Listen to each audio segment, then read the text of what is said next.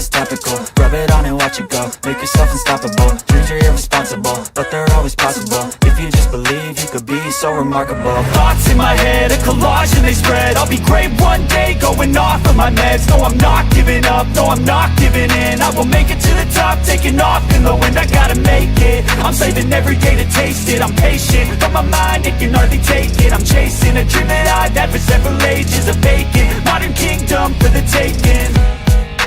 Now that I've been put through hell, I never got anyone's help. I had to do it all myself.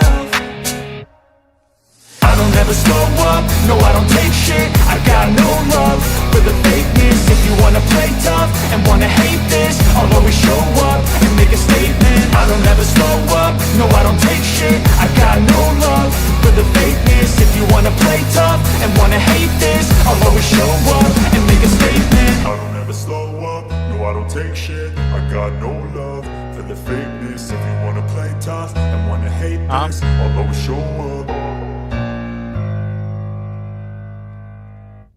एक second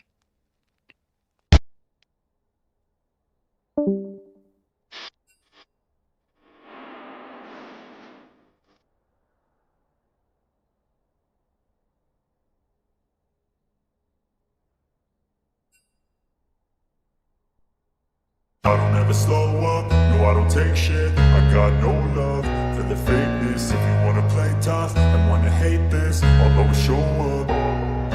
I don't ever slow up, no I don't take shit. I got no love for the fakeness. If you wanna play tough and wanna hate this, I'll always show up and make a statement. I don't ever slow up, no I don't take shit. I got no love for the fakeness. If you wanna play tough and wanna hate this, I'll always show up and make a statement. Everything I do so instinctive and so passionate. Every word I move so descriptive like an adjective. I got a vendetta against people who patented being negative when you should be getting after it.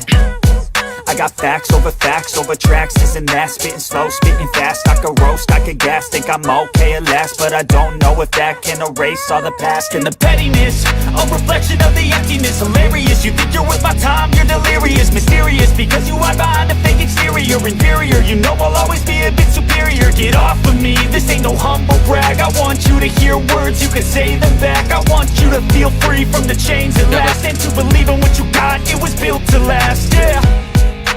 Now that I've been put through hell, I never got anyone's help.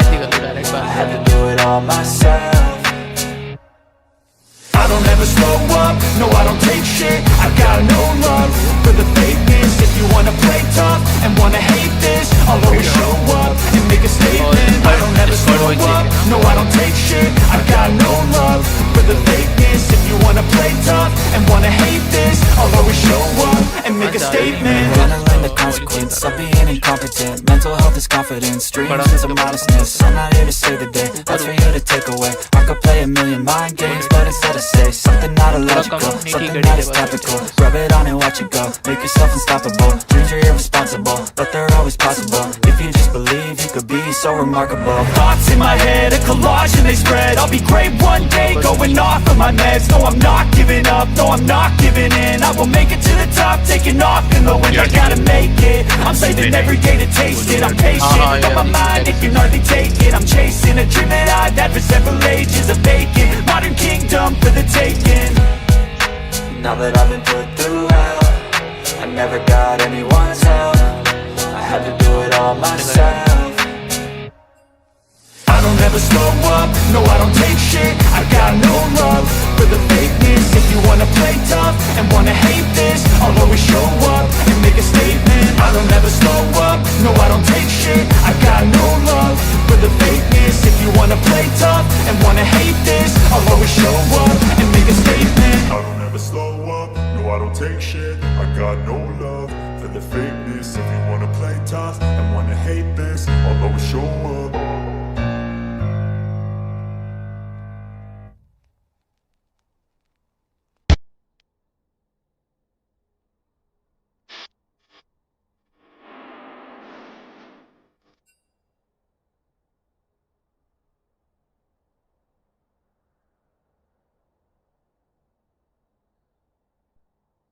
I don't ever slow up, no I don't take shit. I got no love for the fake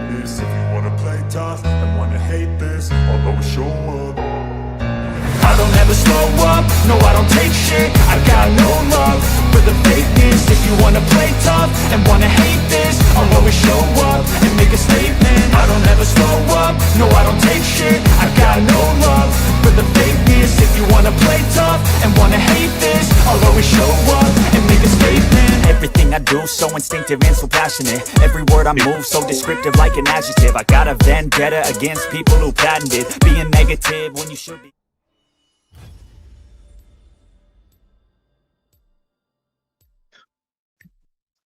Welcome everyone to our first quarterfinals for Rift Rivals. We have Team TNGL versus Team ARG. TNGL obviously are top team coming from Group B, and ARG following suit, being the second team coming out of Group B. Uh, Very interesting match because these teams played two best of ones against each other and went 1-1. TNGL's only lost in this tournament for now coming from Team ARG. So very neck and neck battle, and as we can see, the ban phase commences. The Hery ban coming out, answered by a Lulu ban. Interestingly, I think ARG. So the way ARG was able to take a game off of Team TNGL was through some early game brought pressure with their Corki Nami matchup going into the Zeri Yumi. They were able to leverage their early laning pressure to gain advantage, and from there, they in the mid game were able to uh, get their Nocturne ahead, from which they just took the hold of the game and carried it through to the finish line. So as we can see, then the Corki ban coming out early to make sure like that is not the case this time around. They have done their preparation, followed by a Renekton ban. So seems to me like uh, TNGL has recognized that they want to ban away champs that have some early agency, early and mid game agency. In the Corki, Renekton, and Nafiri ban, answered by Lulu, Galio, and Mbessa ban coming from Team ARG. The Mbessa obviously makes sense because TNGL's top laner really likes to play Mbessa. Also is a very high priority top laner in the current meta. So let's see what the first pick will be for Team TNGL. That's on blue side. It's the On. Okay, so the blind On coming in.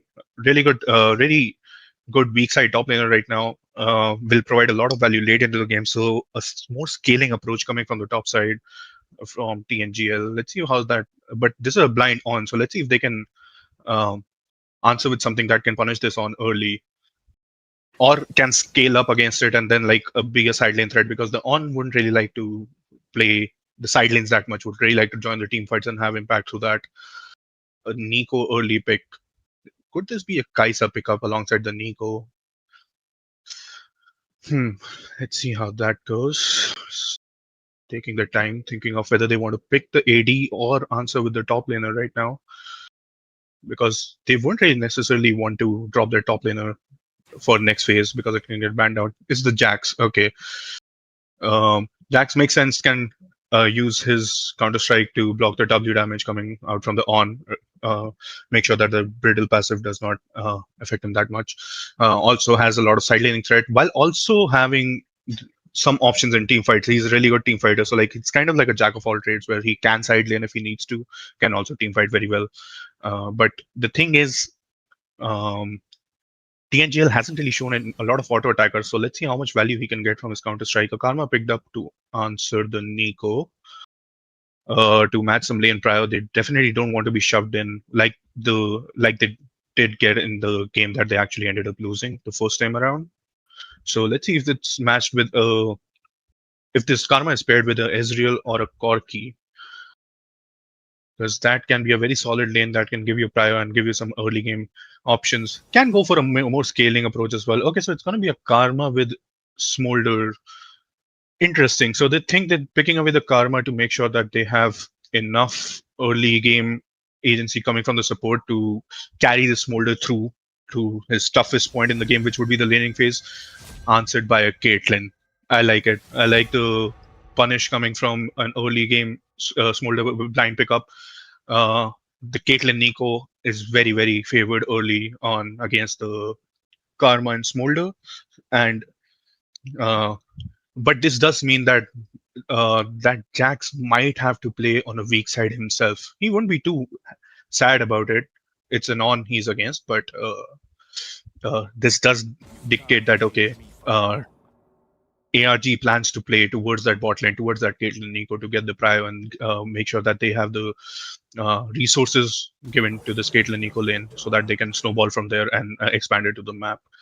As we go to the second phase of bans, Silas ban coming in. They don't want the enemy team to pick up a Silas to have access to the Nico and Jax ult.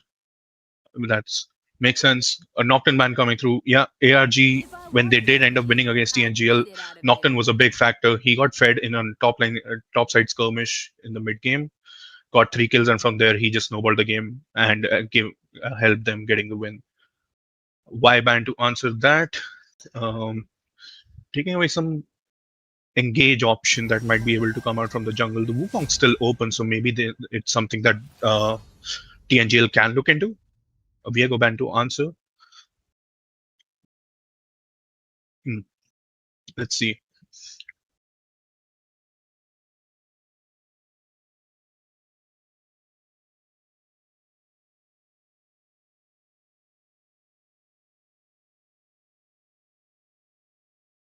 Taking the time to think what the pick is gonna be.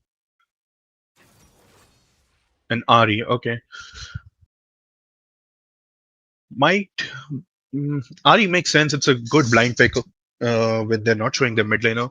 My only concern is, will this team have enough damage? The Caitlyn scales really well, but it's not necessarily a tank killer. But I guess their game plan is to make sure that this mid has like a decent matchup, has like a champion that can get prio, move into the mid game, and then provide more resources into the Caitlyn and Nico, so that they don't have to necessarily go into the late game. They still have some Jax as an insurance for late game to apply some pressure in the side lane. But interestingly, it is answered by Anivia. The Anivia, like if it's a one-on-one against the Ari, Anivia isn't too sad about it. Can clear waves very easily. It's the threat that will come from the Ari level 6 and this Lee Sin that's going to be R5 pickup by Team ARG. The Ari Lee Sin combo is what can become very scary for the Anivia to deal with post level 6. So let's see how Jackson's able to play around it, and Kiana picked up as well in their jungler to round out their comp. A lot of scaling coming from the side of TNGL. I think this was one of the issues that they had in their first game as well, where they had a lot of scaling options. It's just like the game state didn't allow them to get to that point where that scaling mattered. That Zeri Yumi game. So, and a lot of agency coming from the side of ARG, a lot of playmaking ability across the board. So it would be interesting to see how they are able to make use of the power of their champions to get a lead and snowball in the mid game. I would assume both junglers would like to path towards the bot lane. For TNGL, pathing towards the on wouldn't really make too much sense over here. You want the on to just isolate, just put him on a low resource top lane and make sure that your Smolder and Karma lane can scale up without a lot of threat coming out.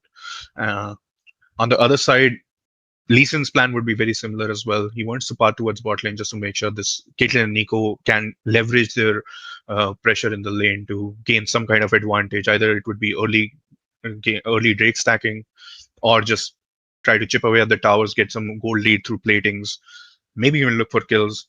So I would assume that should be the game plan for both these teams.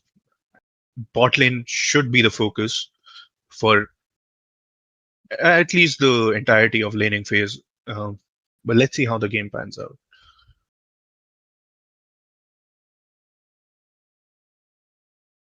One thing is, interestingly, there's a lot of mobility on the side of Team ARG, and other than the Anivia Q, there's not a lot of instant lockdown. I guess Anivia Q and Kiana can use her blue Q to root the enemies, but it's not super reliable. You're not looking towards it if you want some like reliable lockdown for against mobile champs. So like team fights can become really hard, especially if ARG decides to approach the fights from multiple angles, because TNGL definitely wants to kind of like make a death ball and then run towards you with that on ult, and when like we are making sure that you can't approach their backline, while the Kiana would be the only one trying to flank. But one more thing to note, again, they have a Kiana and an Anivia, so maybe the wall into the Kiana ult could be something that they might look into. They have some options, but their game would definitely be harder to execute unless it gets to late game. Late game, their comp kind of just stands against you and just deals damage, and not much you can do about it unless you try to make a really good play or come from a very creative angle.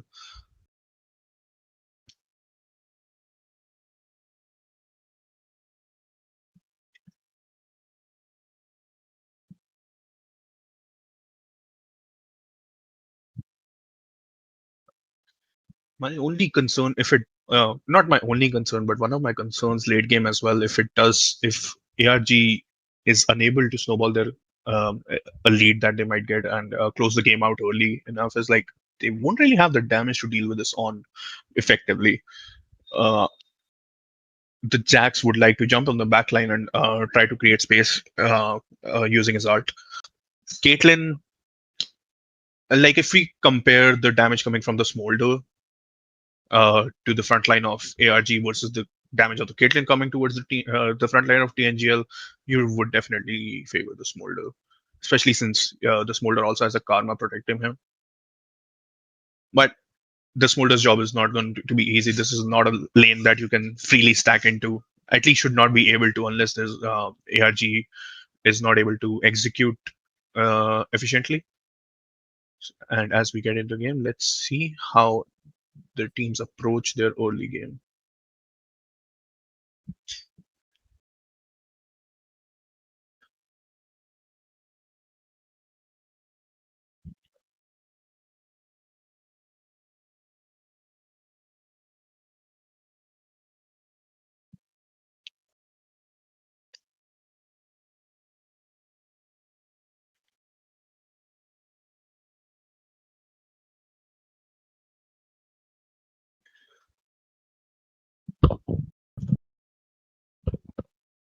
Apologies, there seems to be some issue happening while loading into game. We're trying to check.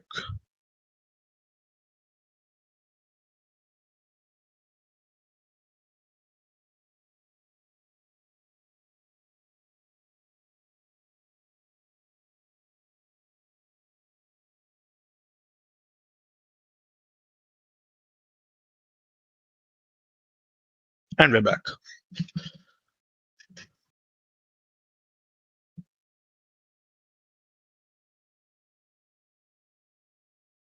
See if there's any interesting summoner spell choice. Smolder is running TP in this lane. It makes sense.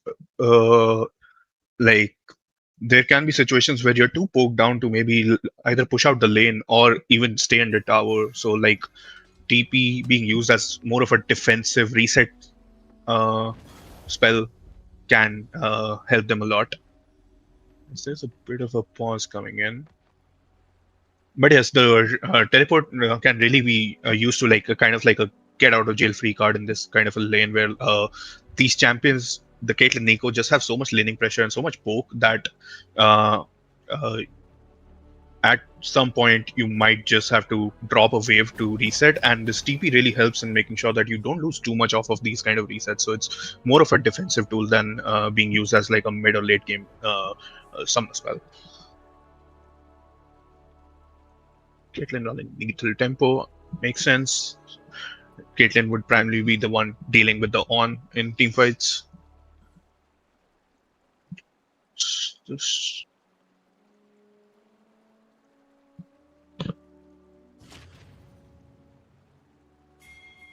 As we get into the game, let's see if there's any interesting level 1 shenanigans coming from either side.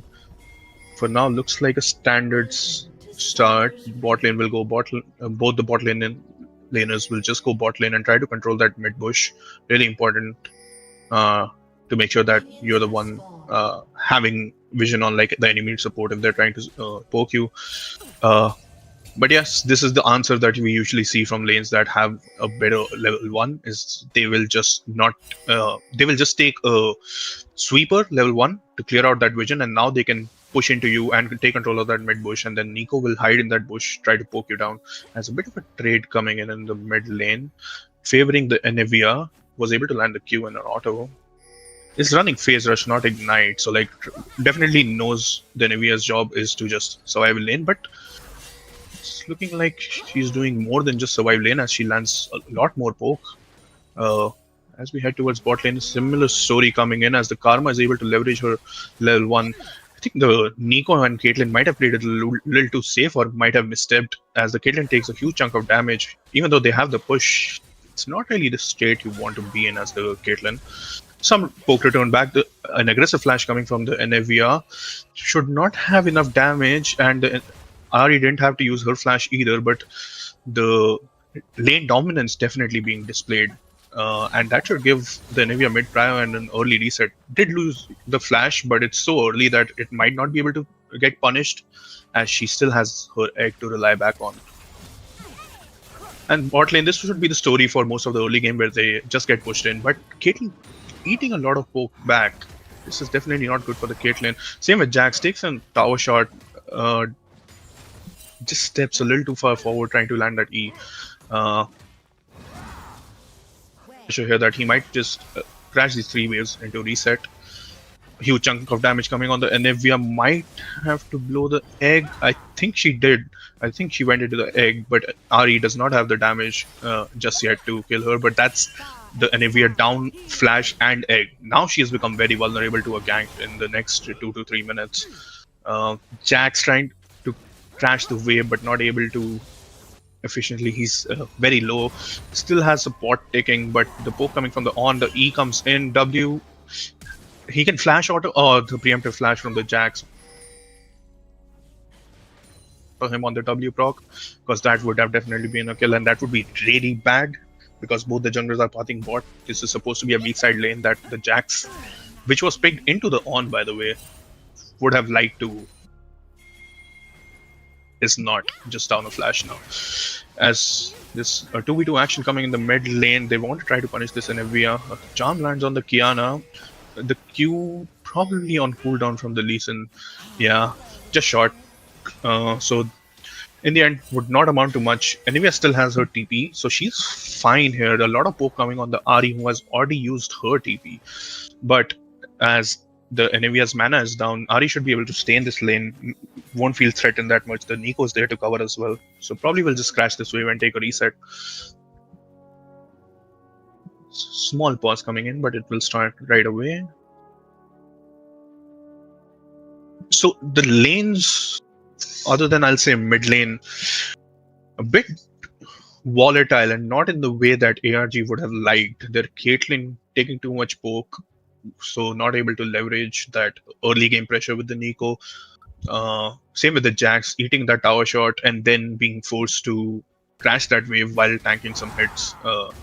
Hasn't been the best. The on TP is back on the wave. The Leeson is there to cover. I don't think this is a kill angle just yet. Oh, they will find the angle. Oh, nice flash coming from the Leeson to reset the tower aggro, and really nice punish. I didn't think there was a kill angle, but apparently there was.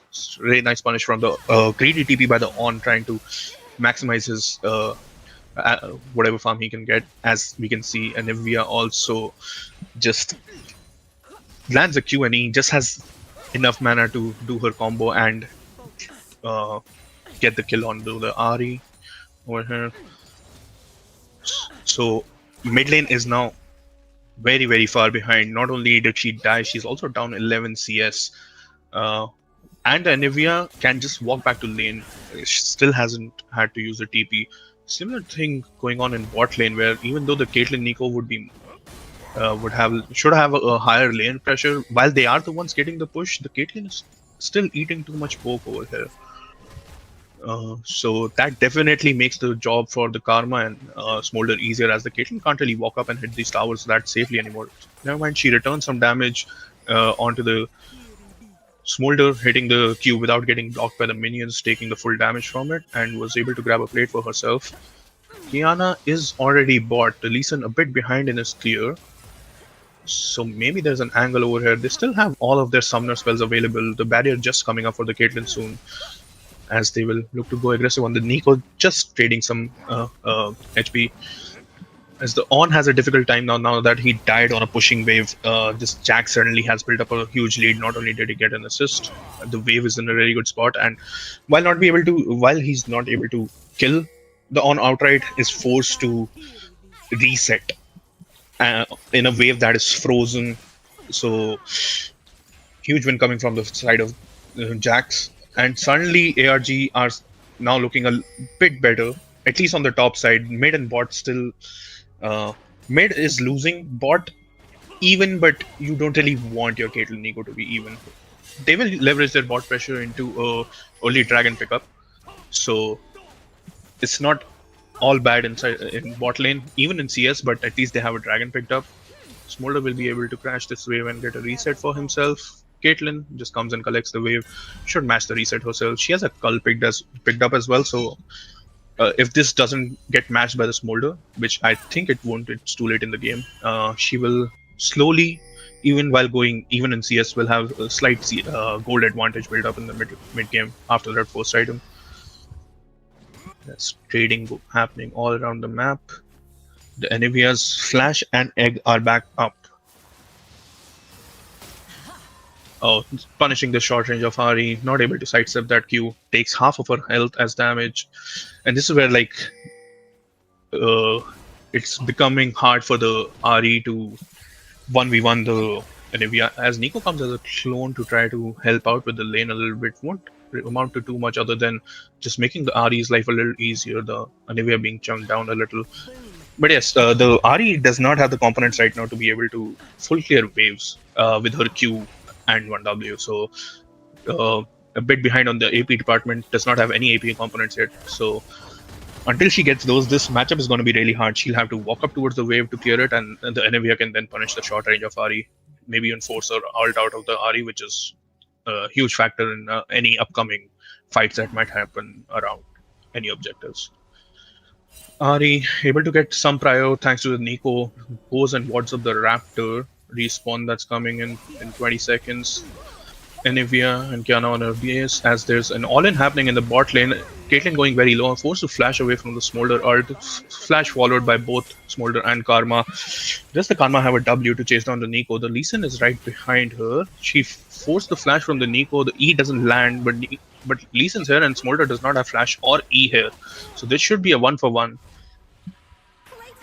And the Hery ults over the dragon wall, skirts around the vision, is not spotted. Karma is able to use her RW, but I don't think she's long for this world. Oh, the flash Q. Oh, just wide.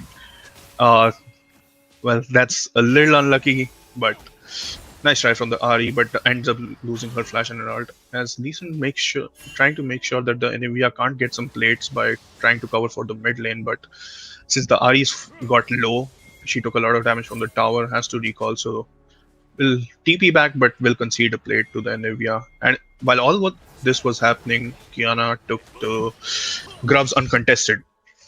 So 1 apiece for objectives for both the teams. But yeah, this bot lane situation is really favoring the small. Ended up getting the flash out of the Caitlyn as well, so let's pressure. Sorry, the stream froze for a second, and there's a kill on the Hery. No flash, no ult, no escape from that. Kiana used her ult, but just not enough. Nico on a good roam timer to defend. Like, that ward from Hery actually helped a lot, that she was able to put up early. So the Nico was here. They were trying to contest the Raptors and were just around in the area, and Kiana failed to recognize the fact, walks towards her jungle and just ends up making it a 1-for-1 in the overall situation.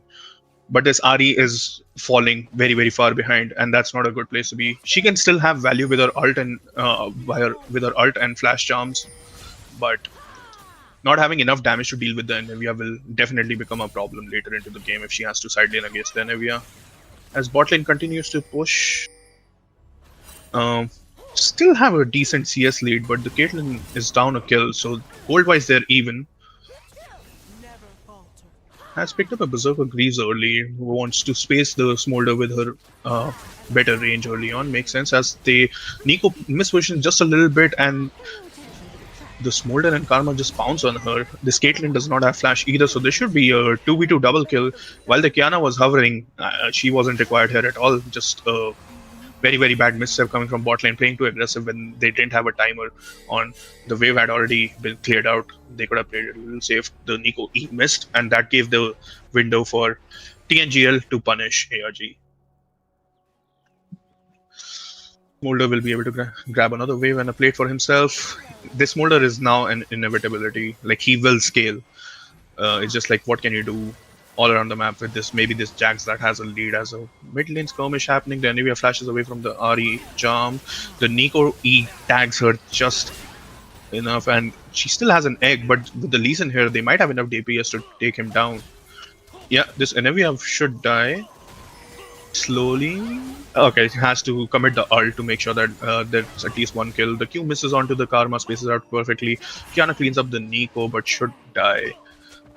And in the end, a 2-for-1 and an advantage for ARG in that skirmish. It's also right on the dragon spawn timer, so they'll be able to get their second dragon of the game. The only concern for TNGL right now should be that both the dragons have been picked up by ARG, so an early soul might be something that the Smolder scaling cannot overcome if they're able to get the next two dragons as well. But for now, the Smolder is scaling well, has the Essence Reaver picked up, has the Ionians, has a lot of CDR to now. The more CDR you get, the faster you can scale on Smolder, the more stacks you'll be able to generate. So it's really good that by 12-minute mark, he has both the Essence Reaver and Ionian picked up, has enough damage to clear out the backline minions with just a W and Q. So he's stacking really well. And now this is... Oh, the E from Nico from out of vision catches the Smolder. The combo is there, W into Q into... Oh, the double headshot just not enough, and the Nico Q misses. This should be a double kill for the side of TNGL. No, the Nico flashes out just enough. Maybe that trap placement wasn't the best, so she couldn't get the third headshot out in time, and the Nico Q missing also helped, and the RE is just... Yeah, she's just getting ganked on timers where she does not have ult. She's forced to use ult in situations where she probably doesn't want to or is not able to get value off of. And then she's just an immobile mage. Very easy for the Anivia and Kiana to just catch and abuse. We'll have her flash up and her ult up, so should be relatively safer for the next time around they decide to gank. But still, the damage is already done. She's 0-3. She's not going to be a threat on the back line other than being a charm bot for most of the game, if the trajectory continues. Top lane has been quiet other than that one gank from Lee Sin that happened early on the first TP from On. But Jax has built up a CS lead and can become a point of pressure, is going for the Dusk and Dawn rush, providing some more AP damage to the side of ARG. It's good because RE will not really be a damage threat anytime soon, so forcing the On to build some MR by going this build will be helpful. But the problem is both the side laners are now magic damage, primarily magic damage, at least with this build. So the On's itemization becomes a lot easier for side laning purposes, but not for team fighting purposes. As you don't really want to see this Smolder and Karma having pressure in lane, but they are able to push the Caitlyn and Nico under tower and just are able to farm up every wave. So this, like an Essence Reaver and a Tunneler matched by just a Noon Quiver on the side of the Caitlyn. There's a gank attempt by the Lee Sin, but does not have the setup. Nico not having flash makes her a lot less threatening for the side of TNGL. As Hery will recall, there will be a mid push. Let's see if this mid prio can result into something, or will the Anivia... Okay, she just places it down a control board, just wants to stick around in lane, does not feel in the rush to accelerate the game any further. The Jax has constant pressure, so it's going to be a it might have been a story of two sides. Hold that thought, as there's another all in. This time the Ahri has ult and flash to get away, but Kiana is there. The EQ gets ulted away from, but she gets stunned under the tower and dies. The Kiana did end up taking a tower shot, so the Lee Sin was able to cleanly clean this up. The Karma is there, able to root the Lee Sin, does not really want to go under the tower, as you know, he follows the Canivia and follows the Karma, sorry, and gets that kill, and War hops out to safety. 6-0 on this Lee Sin. So this Lee Sin and Jax, whether they can carry this game for ARG or not is the question. They have built up pretty decent leads for themselves, especially this Lee Sin already has 2 items, the only person in this game to have 2 items completed already. So it will be interesting to see how much they can get done in this game, as the Herald is being started up by TNGL, but Kiana backs off, seeing that the Lee Sin is also there. Definitely does not want to fight him. We'll wait for more team members to arrive, as the On is coming off of base. We'll decide to TP to make sure he joins faster. The Karma is already here. Ahri does not. Ahri has ult. Never mind. The Nico flash ult comes in, locks down 3, and that should be enough to get the teamfight win. And suddenly ARG looking a lot better off with 2 people, the Kiana and the Karma, going down. Great play from the Nico. Did not have flash, so that was just a rocket belt into ult. Is able to find that angle, and the follow-up is there. The Anivia not in the position to do much in that fight. So some signs of life coming from Team ARG, as the Rift Herald picked up. And a kill going to the Jax is really good. Ahri also picking up a kill for herself to help her getting back in the game. The bot tower has already been taken by the Smolder, though. This inevitability of that Smolder, who's not only stacking but outpacing your Caitlyn in terms of items and damage, is it's going to be very hard to deal with unless Lee Sin can find an angle. A lot of damage coming from the Ahri. Getting that kill definitely amped her damage potential on these squishy targets by a lot. Will still lose to the Anivia in a 1v1 as the Dragon gets started up. They're fighting for mid prio. Anivia is on the move first, but Ahri does not mind. She does not have the ult, but still has flash to make a play. The Nico is spotted on the bush now. The 1 HP on the Dragon. A miss smite or an early smite, I'm not sure, but it's picked up by Team ARG, who have claimed their 3rd Dragon. TP from Jax very deep, but the fight seems to be already be over. The Anivia is not something you want to dive this early, especially when she has an egg and an On to support her. The Nico flash ult comes in, only tags the On, but that's enough to get the On down. ARG able to find a pick from a fight that was already over. The On stepping too far forward, Nico realizing and just committing on one person. Doesn't matter if it's one person, just make sure to get that kill.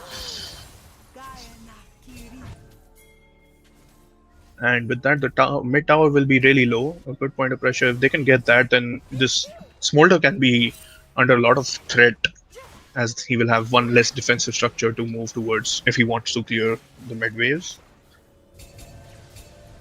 Lee Sin 3 levels up, 70 CS up, 7-0 over the Kiana. Blue team's turret has been destroyed. As the top tower will also go down to the Jax, who's also becoming a huge point of pressure. So it's just at this point looking like, can this... Now the question has turned off whether can this Smolder carry the side of TNGL? Because the side lanes, not the side lanes particularly, is the jungle and top having huge leads over their counterparts on the side of ARG. As Olivia is hiding, fishing for a play. The W comes in. The Q is dodged by the R. He can return some damage, but does not feel comfortable enough to commit her ult. Will just back away after clearing the wave. Kiana on the bot side, now moving towards mid. The Caitlyn on a reset time. As ARG tries to make a play on the top side, one gets rooted. The Jaxi gets flashed away from. Flash ult from the Lee Sin should be enough. This On is tanky, but he's not that tanky. While it's a kill, it's a flash ult committed by the Lee Sin. Let's see if that ends up paying for them, whether this kill is worth that big of a commitment. because that Smolder is still stacking in the mid lane. But that looming threat of a Dragon Soul is still there. ARG has already acquired 3 dragons. It's an Ocean Soul. So in an extended fight will provide a lot of value. Will also have a lot of value for their side laners in terms of that healing and mana regen. As a tier 2 also gets picked up by the Jax. This Jax is becoming a monster. I would like the Anivia to start matching the Jax. Maybe can clear out waves a lot more safely than this on. But we'll probably wait for her flash to be up before she might decide to start matching the Jax. Otherwise, she will be in a lot of threat. As ARG moves towards the bot lane, trying to establish some vision before this dragon spawn. And dragon is 2 minutes away, so they want to get there early, try to ward up the enemy jungle, see if they can get some picks, or just keep having pressure mid and bot, and they'll just keep doing these deploys for vision. Make sure that they can refresh and have good control for the upcoming Dragon Soul. The Baron has also spawned, so there could be a situation where they might end up giving the Dragon for Baron. Not sure if you want to do that against the Smolder, but it's definitely an option if they see that it might be more valuable for them, depending on the game state. As the Anivia and On are on the same lane, I guess they don't really have a top wave to catch just yet, as the tier 2 tower did get taken down. The On will reset and match the Jax now, who will push this, and will have a timer to make a play on the map. So let's see if this Jax, whether he decides to move to mid to pressure that mid tower now. No, he'll back away, maybe take that Gromp that has just spawned in front of him. So both sides are kind of mirroring in the sense that Jax is the one pressuring the TNGL, while Anivia is the one pressuring ARG on the bot side. So it's all about the mid contest. Seems to favor whoever's team sends more people. Oh, as the flash ult comes in, but does not lock down the Caitlyn. The angle just a bit wide, and Caitlyn escapes with her life. A flash for flash trade between the Kiana and the Caitlyn. She did lose some HP, so this should give Smolder enough time to clear out the wave and get some mid prio. Maybe they'll look to establish some vision for this upcoming dragon. No, he ease towards the Caitlyn and burns her barrier as well. So this is a huge win coming on for the side of TNGL, as the dragon has spawned and the Caitlyn is half HP, has 2 items, but 2.5 match by Smolder, and also the wave clear is just disgusting from the side of TNGL with Anivia and Smolder. ARG has been able to control this push that connects to the dragon. So let's see if they can do something with this control. The E lands from the Nico, doesn't feel comfortable to go in just yet. Side lanes have been abandoned. The Smolder and Anivia quickly going towards the mid lane to clear that out. But that means this push control will last for a bit longer. ARG on 2 minds, and if RE decides to go and catch that mid wave as they have started the dragon. So let's see, the engagement comes through on ult onto the Lee Sin, who's tanky enough to survive this. The Kiana ult locks down 3, and the Smolder takes down the Lee Sin. Nico ult onto 2. The Caitlyn is very low, so this should be a very messy fight, but the enemy is still up. Ari has only 1 ult charge left, uses it, does not get much value out of it. The Karma gets rooted, but the Karma is not the main deciding factor in this fight anymore. The Anivia will be able to take her down. The Jack's still on the dragon, but he's very low. If the Anivia can get there, he will channel his E. Oh, he gets it. ARG able to claim the soul, but the fight goes the way of TNGL, as Ari trying her best to get the Karma, but is not able to. So a 3 for 5 favoring TNGL, but crucially the dragon going towards the side of ARG, and they will secure the soul. Let's see if the soul was worth this, because the Smolder got a huge shutdown from the Lee Sin.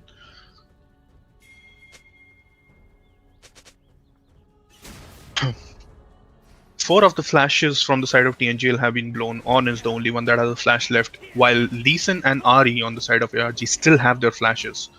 And the Jax has TP. So if there's ever a Baron contest now, this Smolder might feel very vulnerable to a flash kick or a flash charm by the Ari. Definitely ways to play on that timer. They have the mid control though, so the Smolder will be able to move into the jungle first. Trying to establish some vision. He uses his E offensively. He baits out the Nico ult though, and the Nico should die here, coming with the Anyway W into Kiana ult combo. The Lee Sin goes in 1v5. He's tanky but not tanky enough. Tries to ult the on into one of the squishy members. Does not have enough damage, and this is just an overall team fight loss. So it's a 4-0, and this should be a dragon and pretty much the game for the side of TNGL. The health bars are low though, so maybe they're not able to tank this up. The Karma uses RW on the Baron to heal up.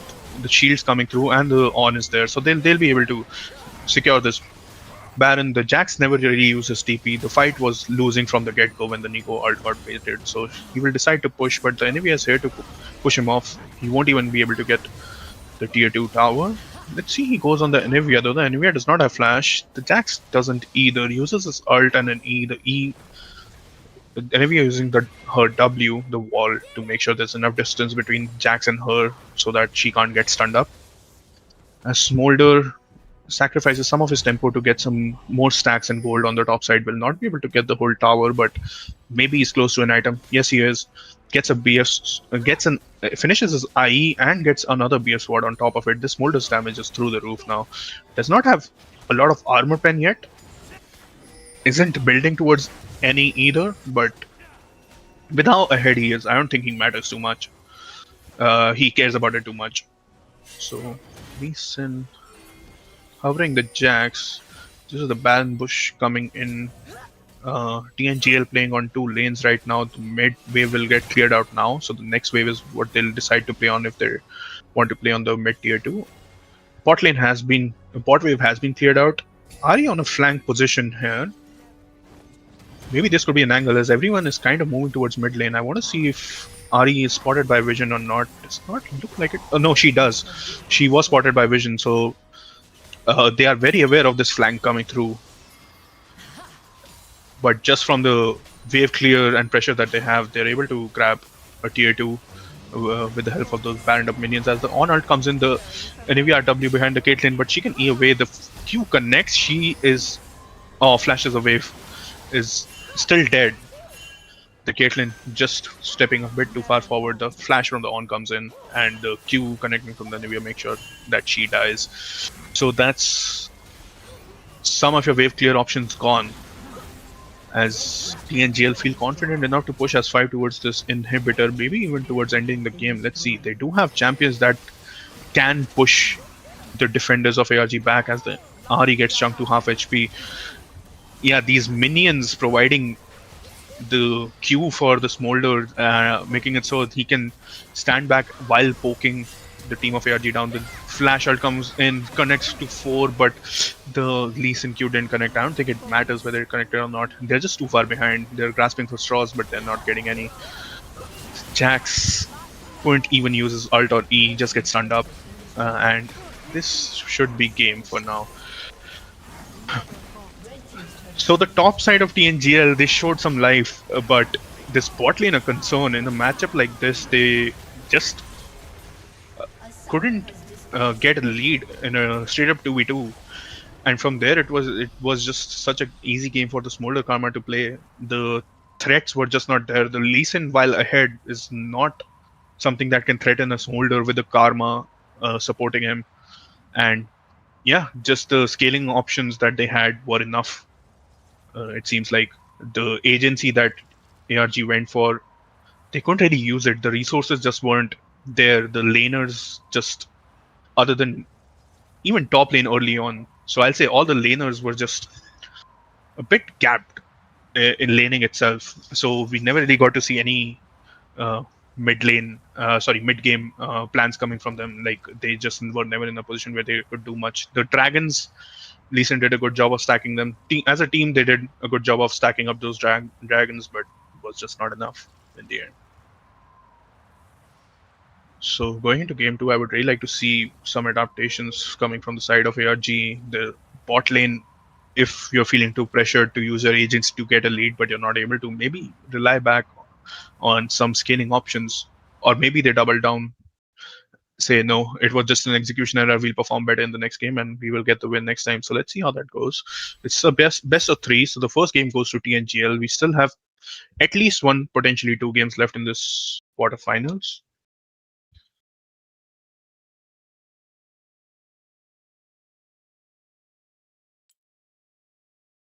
So look at the graphs. Seems to be some kind of an error where the stats are not popping up, but most damage done by the smolder. I mean, it's understandable. He just got to scale freely.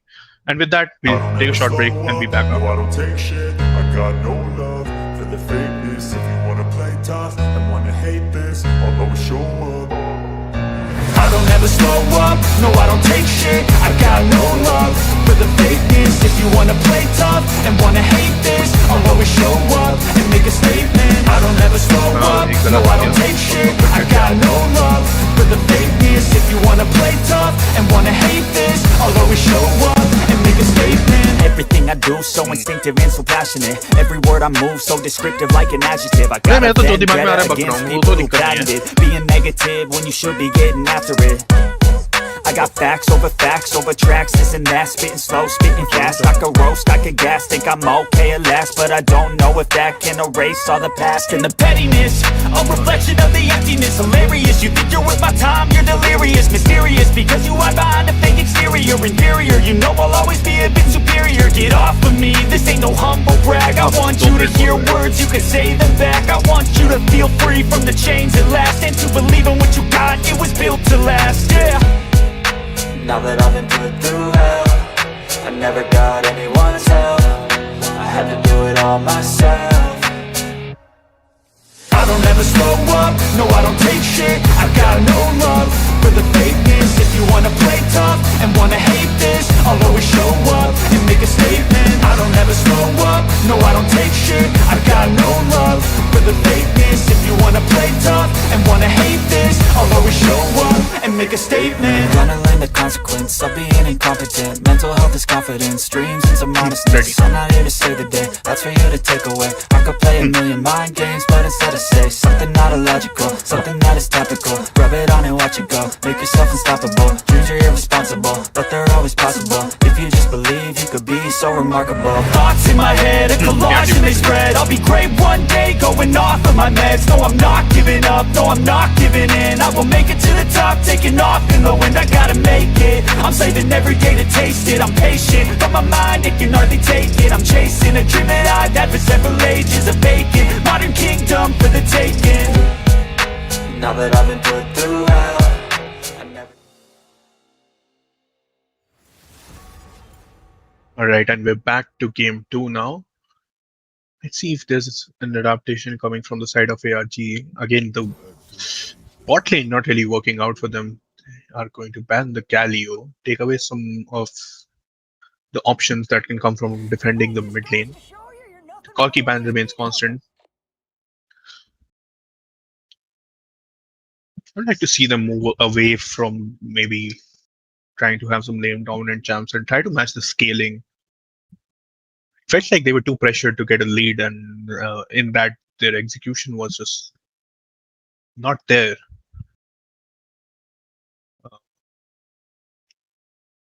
Let's see what the second ban will be. It will be a Nocturne ban. So Nocturne and Galio are taken away. Interestingly, ARG is the one banning the Nocturne on blue side. I thought it would be a prior pick for them. TNGL sticking with their same bans, Corki and Hery. The Lulu being taken away, so they want to reduce the scaling options that can come over from the support role for TNGL. They want to force them into champs that will have to play early and use their agency to make plays. Ambessa ban. So the TNGL have pretty much decided these three will be banned against ARG. Ambessa ban again, very high prio. So makes sense. Let's see what the first pick will be on the blue side for the side of ARG.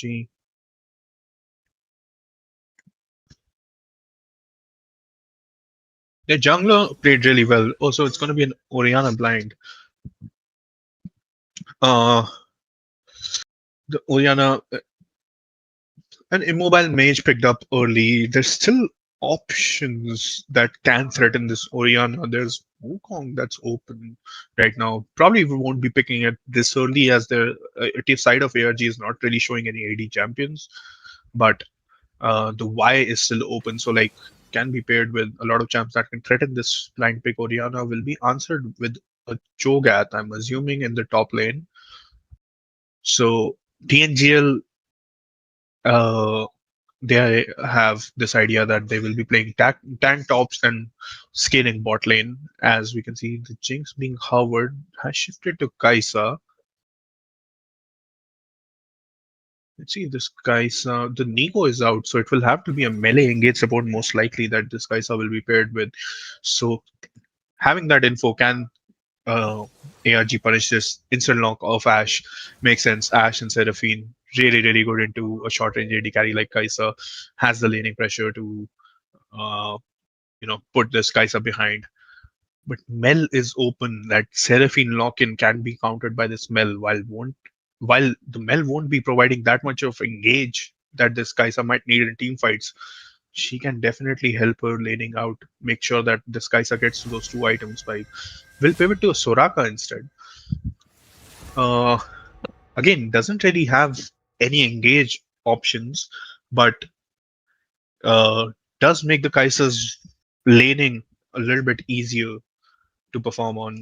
Like this Kaisa won't be able to get poked on by the Ashe that much. The Soraka sustain coming in and making sure that she's topped up, can stay in the lane longer and won't get behind in CS. As the Mel ban comes in from the side of ARG, makes sense. You have an Ashe Seraphine. You don't really want to face a Mel. It's too overpowered of a champion against the champs that you have picked. And a Viego ban, which is uh, the same ban that did it last time around, the Viego and the Y ban for the side of TNGL towards the ARG. Let's see how ARG will round out this ban phase. Might be looking at some engaged junglers. This Wukong, no, they think Silas is a better option to ban here. Again, Silas being able to steal the Ashe and Seraphine ult would be very dangerous for you mid to late game. So it does make sense, but I think TNGL would like to have some engage options, or maybe they just get another front line in this Mundo and try to run you down with the Soraka backing them up. Maybe the Kaisa is not the carry anymore in this comp. It's the Mundo and Cho'Gath with the Soraka behind them is their ideology in this coming into this draft. Let's see how this Mundo is answered by Lilia. She can perform really well into this comp. The only problem is you might become very AP heavy. Would pivot into the J4, but I mean the threat of J4 on the Soraka will be huge, but on the Kaisa not so much. The Kaisa can easily ult out of your ult, has enough defensive tools to kite you out. But that being said, the Mundo, I'm assuming, is going to the jungle. So the Mundo Soraka Kaisa bot lane, uh, these three picks will be very, very weak in skirmishing compared to the Ashe, Seraphine, and J4. So early Dragon seems to be something that team ARG would like to contest and stack up on. Gwen picked up into two health stacking champions makes a lot of sense. Will shred through their HP bars. But again, it's AP top mid, which makes the Cho'Gath's life very easy to itemize against. Like he can just stack MR, and then by the third item, he might start thinking about like armor item that he might need for team fights. But till then, he's very happy to just stack MR and survive in these side lanes. The Rise will round out the comp for the side of TNGL.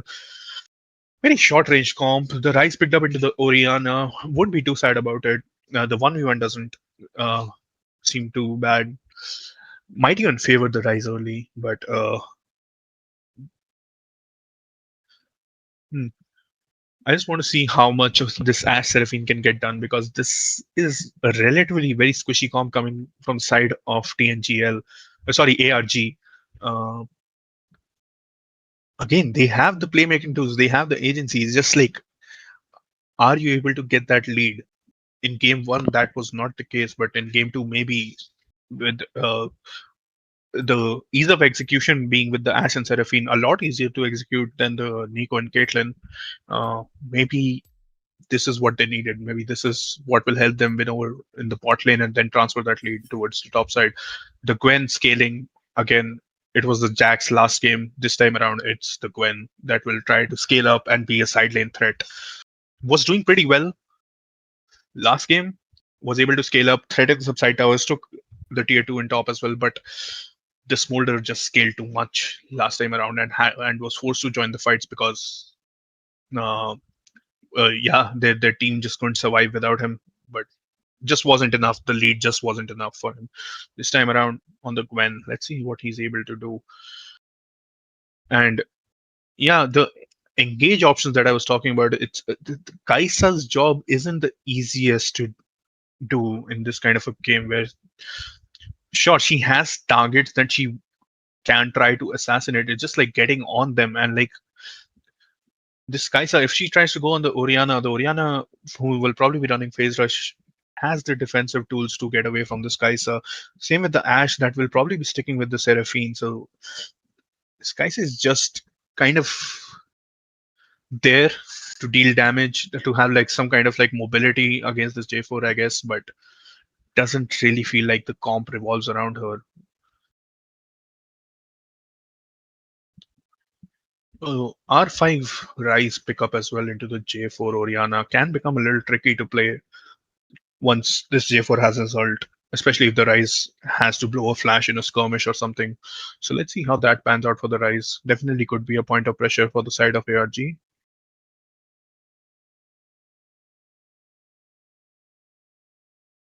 Again, the jungler from ARG did a lot of heavy lifting in the early and mid game in our first match, but let's see whether he's able to replicate that same performance this time around on the J4.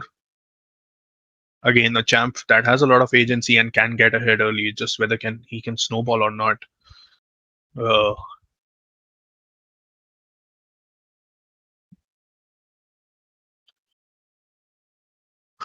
But the styles have pretty much remained the same across both the games, where ARG has decided we want more agency. We want to make sure that we have the playmaking and that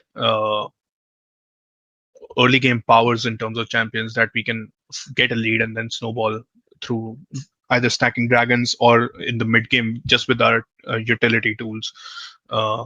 And for the side of TNGL, it's just the scaling's been the name of the game. They just want to punish any mistakes that ARG is doing. They're very happy just chilling, farming it out. And last time around, they were not pressured enough to have to, stop their scaling and try to fight. Even like the last dragon being the only thing that they really contested really hard. They won the fight, they lost the dragon, but the soul was just, even with the soul wasn't enough. They rely on their scaling and their ability to outperform teams in late game, it seems like, and has worked out for them till now.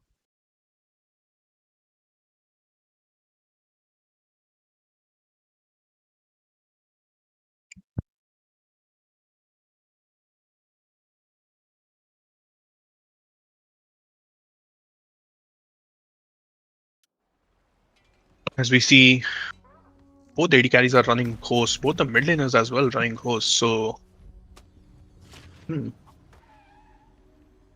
I mean, the Ghost definitely favors the Ashe a little bit more than the Kai'Sa, because even if both of them Ghost, if the Ashe is on the winning side, she can just chase the Kai'Sa down with her slows.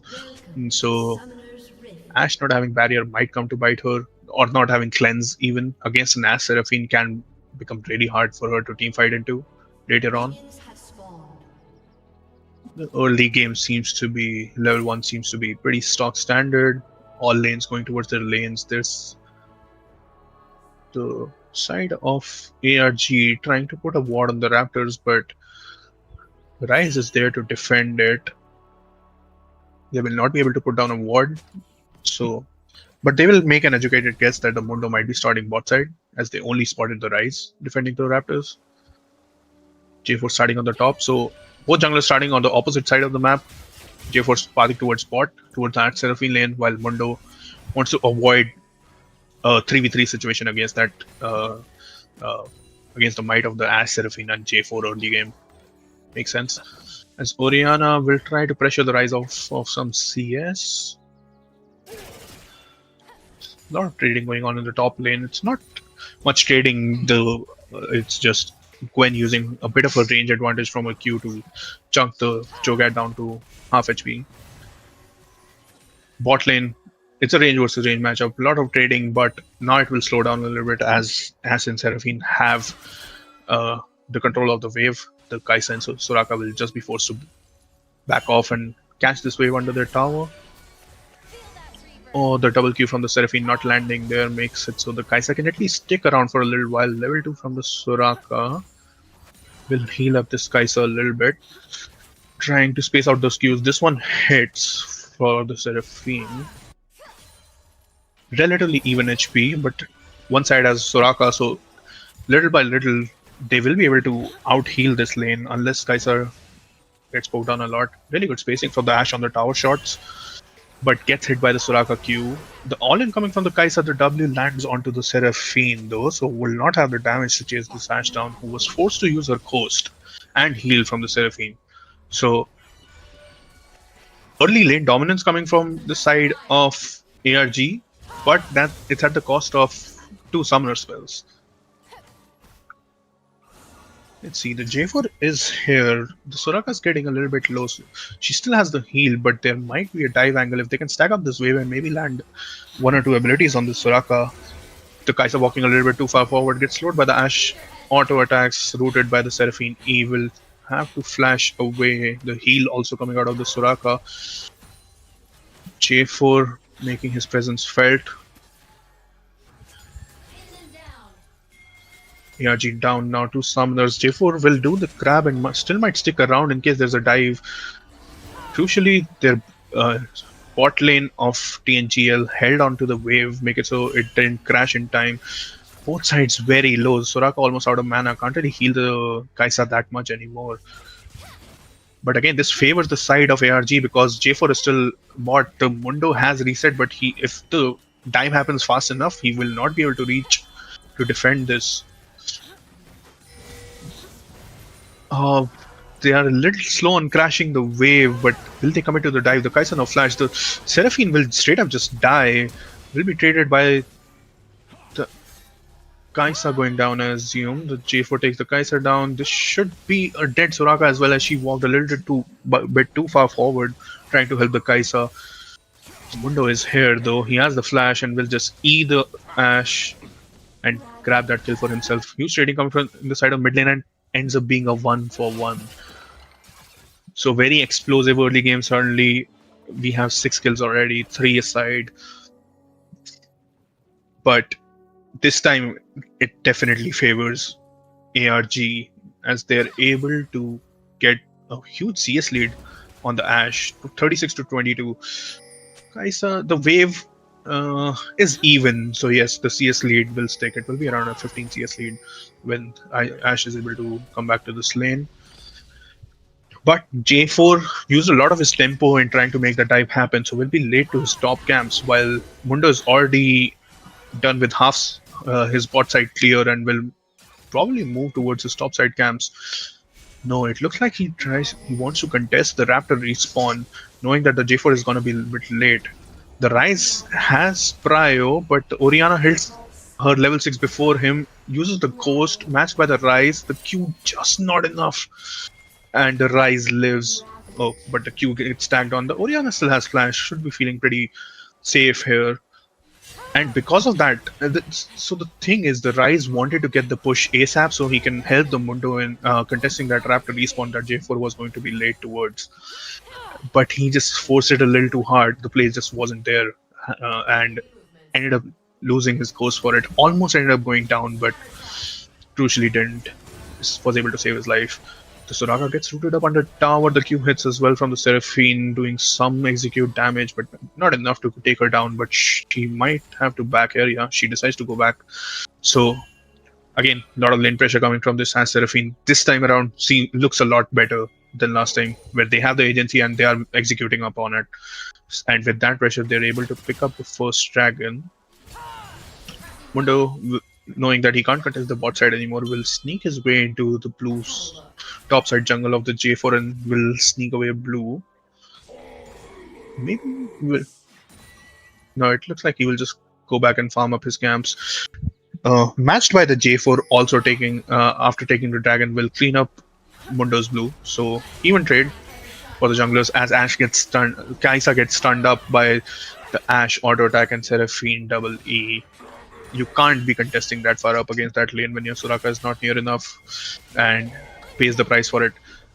The pressure being felt by the Kaisa that she's falling too far behind. As a Rise ult on top, could be a huge win for them if they can get the Gwen before she can kill the Cho'Gath, and it wasn't even close. The silence coming through, making it so she can't cast her third stack of her ultimate, and the Cho'Gath will pick up the kill. Oh, the Ashe ult from base. J4 is there. Huge knockup coming from the Cho'Gath. Oh, the ult flashed away by the Rise playing it beautifully, avoiding the ult damage. The J4 getting knocked up again by the Cho'Gath Q, and Mundo is there to clean it up. Rise picking up a second kill. So, a similar story from last game, but it's been reversed a little bit, where TNGL, the side that is winning on the top side, while ARG is the one that has the lead in the bot side. Ashe ult was used, so her threat in this lane for at least a minute will go down. The Kaisa will be able to walk up to the wave and farm up. Are they deciding to freeze that wave in the bot lane? The dragon isn't up for another, I think, 3 minutes. Yeah, 3 minutes. So they might just freeze that wave to try to punish. No, they decide to break it, and now they'll slow build the wave towards it. The Kaisa trying to make a move towards the mid lane, has her ult, so if the Rise is able to EW the Orianna, might be able to make a play onto her. She still has a flash, so should be feeling relatively safe, as the Mundo, with the Soraka moving towards the Grubs, will start up the objective. Seeing that it's not contested, the Soraka will back and try to help this Kaisa, who has been pushed out of her tier 1 itself because the Seraphine decided to stay in lane, didn't want to contest the Grubs, just wants to win bot lane harder. Makes sense for them. And this Kaisa being denied a lot of farm now. She is in a terrible spot. 48 CS to 81, 1 kill down as well. This Kaisa will not have any agency, but the draft-wise, Kaisa is not super important, as there's an all-in going on in top side. With the Ignite and ult coming from the Gwen, not enough to kill the Cho'Gath, but will force him to take a base and miss out on that wave. He has the TP to come back to lane though. As the Rise decides to all in the Orianna, the EQ will miss, so will not be able to do much damage to her. J4 answering the flash ult from the Seraphine, flashed away from the Mundo as well. So, a lot of abilities thrown, favor the side of ARG, but not really much to contest here. The dragon is still not up for 1 minute 30 seconds. As this Rise fancies himself an all-in, will go towards the Orianna. The flash in a weird direction. Maybe could have flashed over the wall, but decided to flash towards the river and goes down in a 1v1. This Rise 3-1. He's very happy right now, building towards that Rod of Ages. Also has a tier that's more than almost half stacked, so he's going to be scaling, and he's going to be scaling fast. As this lane doesn't really get better for the Kaisa. The range advantage there. The Mundo is here though. Ashe will use her Ghost, will ult back to see if she can now. She feels a little bit more confident as the J4 is now in the picture. Will he get into the range to he uses his flash to ult the Kaisa, and a huge kill picked up by their bot lane. The Mundo will get stunned as well, and 2 for nothing for the side of ARG. Really well kited away from the Mundo, used the Ghost, but then as soon as they saw that J4 is near enough, they turn back with the Ashe ult and grab 2 kills for themselves. This bot lane for the side of TNGL is bleeding, and it's going to be hard for this Kaisa to find any impact in this game if the trajectory goes this way. As Orianna found clearing a ward, huge damage coming on to her by the Rise. who will force the Orianna ult on cooldown. Orianna gets away safely but loses a lot of her HP, so she will have to reset and potentially miss out on this wave that J4 will quickly come and clean up. But the lead in mid lane growing bigger and bigger as he's snuck his way into the river, uses his ult onto the Gwen who was overextended in the river. The Cho'Gath has done a decent job to lock her down, but the Gwen has enough mobility on her W to get away from. She's kiting, but she's kiting towards the enemy jungle, so she should go down. It's just how much time can she buy? She does not have TP either, so this is just going to be. She might try to execute herself. Never mind. Soraka did hit her, so she will. If she goes down to the tower, that will be a kill to the Soraka. Trying to waste as much time as she can. The Yumundo at the last second using his smite and getting the kill. Wanted to avoid giving the kill to the Kaisa, so I understand why she did that, but still. Wasted enough time, but the dead timers are long enough that there's going to be a top push. In the meantime, while that chase was happening, ARG able to sneak up another dragon for their team. Again, they have 2 dragons for themselves, but this time their bot lane is winning, and it's winning really hard. So more scaling options, more playmaking potential coming from this Ashe and Seraphine this time around, and they can punish this Kaisa and Soraka in the mid lane. When they do end up swapping to that. Bot tower also going down, so the lead just keeps going bigger and bigger for the side of ARG in their bot lane, while their mid lane is bleeding. Top lane relatively even. The Cho'Gath has picked up a kill for himself, but is down like 10 CS, so has a small lead, but nothing too important. But crucially has an item finish for himself. The Gwen still a little bit away from her Rift Maker, as Rise has so much more pressure, and like every time he pushes mid, he moves towards top, threatening this Gwen, making sure that she can't scale up safely in this lane. This time around does not have the ult, but will manually just move there. He has a big timer here to move because the bot lane was going to swap mid anyways, so he left mid, went top, didn't find a play. He can easily go back bot and catch the wave because the tier 1 is not there. The wave will get pushed in a lot deeper, as there seems to be an invade coming from ARG on the top side. J4 uses his ult on the Mundo. The Ashe is here, so they should have enough damage. The Soraka not in a position to help the Mundo out, and the ult lands onto the Soraka. The Soraka used her flash. Ashe fancies her chances in chasing this. Does not seem to be concerned about people moving here. The Kaisa is under a lot of threat now in the mid lane. There's 3 people behind her in tier 1. She will spot him now, but the Orianna ult keeps her near enough that it was just an easy dive, and J4 picks up his 4th kill of the game and a mid tower to boot. So this time around, ARG using their agency a lot better, using the tools that they have to progress this mid game a lot more cleanly than last time. And now this is becoming a huge concern as this mid tower is also going down. The defense from the Mundo and Soraka is not strong enough that they can defend this tower, but the TP from the Cho'Gath coming in, he flashes towards the Seraphine. The Rise is here, he has Ghost up, so like he will chase the Seraphine down here, should be able to grab that kill. Gwen is here, but does she fancy her chances? J4 not using his EQ, does not want to go in there, doesn't feel safe enough. So Gwen just using her ultimate to peel away, and it will end up being just a kill from an overpush coming from the side of ARG, but they should still be happy. It was only their support that died, and it cost the side of TNGL a TP from their top laner. Tier 2 in mid lane, very low as well. Will die soon enough. Rift Herald still up, but the dragon is coming up in a minute and a half. J4 opening towards the bot side. His bot camps are up. Orianna also going towards bot side. So the top lane is just dying.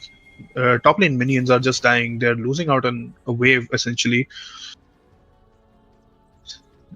It's the Orianna hunting for some gold to finish an item because this move isn't really making sense. Took the Raptors, hung around in bot lane for a little bit, and now it's finally making her way top. But She has essentially lost 1.5 waves, maybe even 2. Yeah, decides to stick around with the Herald. So 2 waves gone. We'll start up the Herald. She's using her time to facilitate the jungler, but not sure if that's the play as an Orianna. Maybe it is. Let's see how that pans out. We'll now go back top and farm out the wave. The Rift Herald should easily be taken by the side of ARG. There's not really any solid contest coming from the side of TNGL other than a Cho'Gath Q hoping for a Hail Mary. As TNGL will make their way towards the bot side now, as the dragon spawning in 30 seconds, the next mid wave very crucial. The Rise matching the Gwen would be really happy with it. Gwen should not have a threat on the Rise just yet, only has a 1 item and a Ruby Crystal, some parts of the next item completed, so does not have the damage to all in the Rise and kill him straight up. Rise already sitting on 2 items that are scaling, the stacking will come through in the next few minutes, and he will be a big point of pressure on this map. So TNGL still has options, mostly in this Rise, but ARG, they are able to get their 3rd dragon. They have their soul point now, moving towards a potential infernal soul that will be so important for this Ashe and Seraphine to get, because if they are able to get this, their poke will be very, very deadly and will make it very hard for the side of TNGL to contest these objectives. As resets coming throughout the map, Ashe has decided to go on the top side. I think their next point of pressure that they want to contest might be that tier 1, but J4 is still bot lane. Orianna will be the one catching mid lane.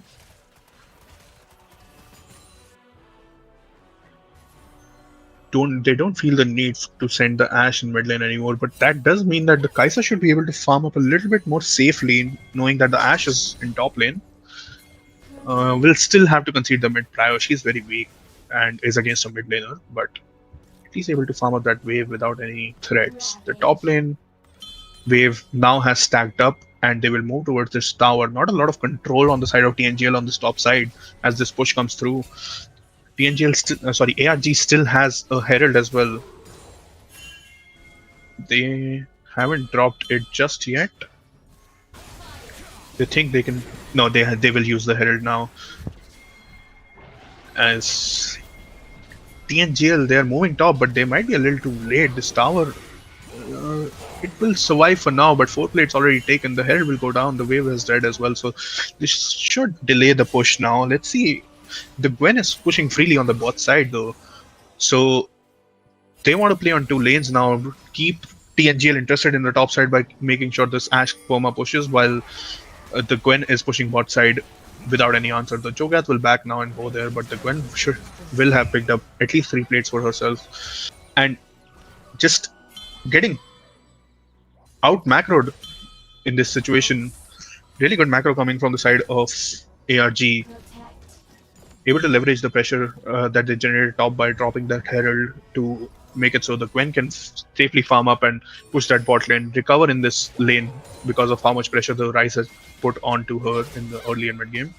Fancies herself an all-in. No, we'll just trade a little bit. Recognize that the Rise might be around, and the Rise shows up with his ult, has ghosted. Will he be able to reach? He commits his flash as well. The EW lands. Okay, this might be a kill. He uses his summoners, but that's a kill, and that's a big point of pressure now. The Gwen dead for 40 seconds. They should be able to get this bot tower. Will decide to give it to the Rise. As ARG have started up the Baron, it will go down relatively slowly. The Ashe has 3 items, but TNGL haven't realized it yet. Baron down to 1/3 HP. So okay, this Baron will be secured. Is there a contest after the Baron? The Ashe ult thrown, but that won't really connect to anything. The Orianna seems to be caught. The Kai'Sa ult comes in, misses the W, but doesn't matter. We'll get the last auto. Orianna flashes as well and still dies. So just a freebie going to the side of TNGL. Yeah, G forced to retreat. They did get the Baron, but they'll end up losing their. They lost their top laner's life, they lost their mid laner's life, and now they will also lose this mid tower. So overall, Not the worst trade. Still would love having that Baron. Ash moving a little bit aggressively. Feels like she has enough move speed to kite around. Chunk the Cho'Gath, but with the Cho'Gath you will stop any chase, any potential chase. Ash are still on cooldown, so can't really engage here.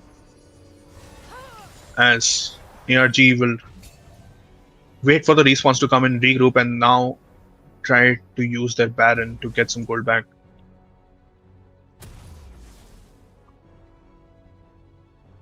This Ash 3000 gold ahead of her counterpart. She will have to be the big carry in this game. Resetting with the Seraphine. See if she has a 4th item in base. Interesting build coming from her. She has a very early Blade of the Ruined King. Makes sense. There's a lot of HP stacking. As the Gwen walks up too far forward, the Cho'Gath was waiting in the bush for her, and they are able to cheese a kill over here, and that should completely stop the Baron play from the side of ARG. ARG does try to pick the Soraka off with an ult, but Knight sidestep coming in, and no, they still are playing aggressive. They feel like this is still a situation they can take a hold of as they get the mid tier 2, but now they are surrounded. The Ryze ult coming in. The Ash is just caught. The Seraphine ult will just buy them enough time. This Joey 4 forced to flash away. Yeah, it didn't make sense. They were 4v5 on the map. The Ryze still had ult. Just being a little bit too greedy, they felt like they had to get that mid push with this Baron right now to contest that dragon, but they end up paying for it, and this soul point. Oh, as the Kai'Sa ults into the J4, is feeling confident enough. There's a TP from the Gwen, will flash away. Kai'Sa will flash away from the Gwen. Now the Gwen being chased down by the side of the tanks from TNGL. The sustain from Soraka being enough. Oh, the Cho'Gath did end up getting the kill, but not from his ult, so will not get a feast stack. Feeling a little sad about that, but a kill's a kill. And TNGL able to deny that soul from the side of ARG because they were greedy with their push on the mid lane in a 4v5 map state. So that delays the game a little bit longer, allows this Kai'Sa to maybe complete a potential 3rd item before the next dragon fight. The Soraka, again, the healing coming from the Soraka towards these tanks. It's gonna become very, very hard for this Ash to cut through their HP bar alone, as the Cho'Gath is just walking at the Ash, has no care in the world about anything. Will start taking a lot of damage though. He's a little bit too far forward, and the Orianna ult comes in, locks him in place, and he dies. The Ash still trying to kite in a situation where she's under a lot of threat. The Seraphine ult coming on the Ryze. The Mundo is on the Ash. The Kai'Sa kills the J4. Ash is still kiting. The slow's coming in, so they should be able to chase this Mundo down with the Gwen ult coming in. Ryze will just ult out of the situation, and that ends the play. 2 for 1 in favor of ARG. Again, this Ash, she has a lot of damage. You can't, like, I understand that you're a Cho'Gath or a Mundo, you have a Soraka behind you, but there's still limits to how much you can tank, and a 1v4 was not it. Kai'Sa crucially able to get a kill back in that exchange on the J4. Was probably a shutdown as well, so that will help her get towards her Dusk and Dawn. This Ash, she has a pickaxe and a blade in her inventory, so I want to see what she's building towards. I would have assumed she would go for an Infinity Edge in this situation, but might be something else.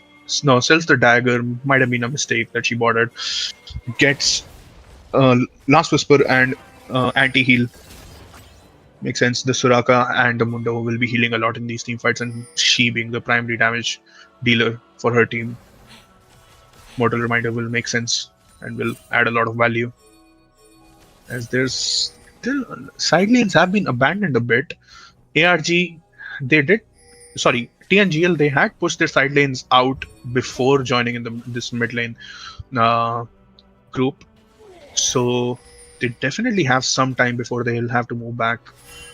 And they have forced the Gwen to answer this top lane. The Gwen a little bit too far forward. The Ryze might be able to ult onto her. With the Cho'Gath moving in as well, I think that's the play that they're going for. The Mundo also moving towards it. No, will crucially black away.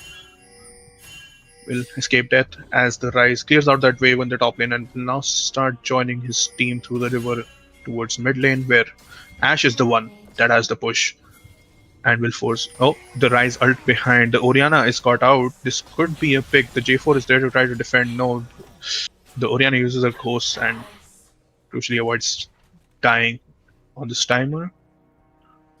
Baron up in 15 seconds. Side lanes have basically been abandoned. Gwen just goes there to pick up a wave or two from time to time. But it's all about this mid lane, and currently ARG are the one that have the pressure over here. As recalls will come through, the Seraphine will try to refill her wards before this Baron contest. Ashe stopped her recall. Is she looking for something? The Rise forcing the Gwen ult out before this Baron. This could be a timer that they might want to fight. Yeah, they fancy their chances. As soon as they saw that the Gwen ult is blown, the Gwen will have a lot less value in this team fight. So TNGL recognize this window and jump on the Baron. It's already down 3k. This might be a sneak away from them. The Seraphine ult misses and they can get out, but Cho'Gath is a little bit far forward. He might get taken down here. The Orianna ult pulls him back. But it's just they are happy with this trade. It's just one kill for Baron. The top laner goes down, but he's not a side laning top laner anyways. He's going to be grouping with the team. So TNGL able to sneak a Baron. What I think was a late reset off of the Ashe. The Ashe cancelled her recall and stayed in mid lane for 10 to 15 seconds longer than she had to. But crucially, ARG first into this river as the dragon has spawned. This is a soul for them. As the J4 ult comes in, he will ult the Rise, forces Zhonya's and EQ out. The Rise flashes toward the Ashe, will use his EW to give the Kai'Sa in the killer instinct. And the Ashe goes down. That's most of your damage down. How will you contest this dragon? The Rise ult behind the Orianna. She has her flash, but will it be enough? A decent ult comes in. Not a lot of damage, but will cut the chase short. And with that, the dragon should be secured by TNGL. But slowly, the scaling, these... Oh, J4 decides to go in. Maybe we'll just EQ out. Tries to do a steal, but it's not a good timer. But yeah, the scaling from TNGL, it's now coming into picture. Now that the Kai'Sa has 3.5 items, now that this Mundo is working towards his third item, the Soraka also has a Moonstone. Like the healing coming from the Soraka towards these tanks, the team fighting is becoming so much harder for the side of ARG to execute upon. I would like to see them trying to make more side lane plays, but again, this Gwen, she's been constantly under fire from this Rise, pick after pick, and now she's only at 2.5 items. She is not a side lane threat that she would want to be in this game state. So the options for the side of ARG dwindling. The Ashe is at 4 items. This Ashe is still very strong, but it's becoming hard for her to navigate in these team fights with the tanks making a beeline for her. There's only so much this Ashe can kite.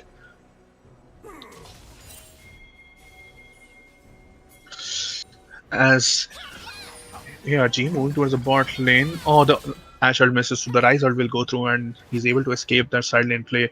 That is Ashe ult and Gwen ult committed for the Rise ult. ARG is sticking around in the bot lane, seeing if the Rise feels he is safe now and greeds, but no, he will recall. So the first time in basically forever feels like TNGL have the mid push now.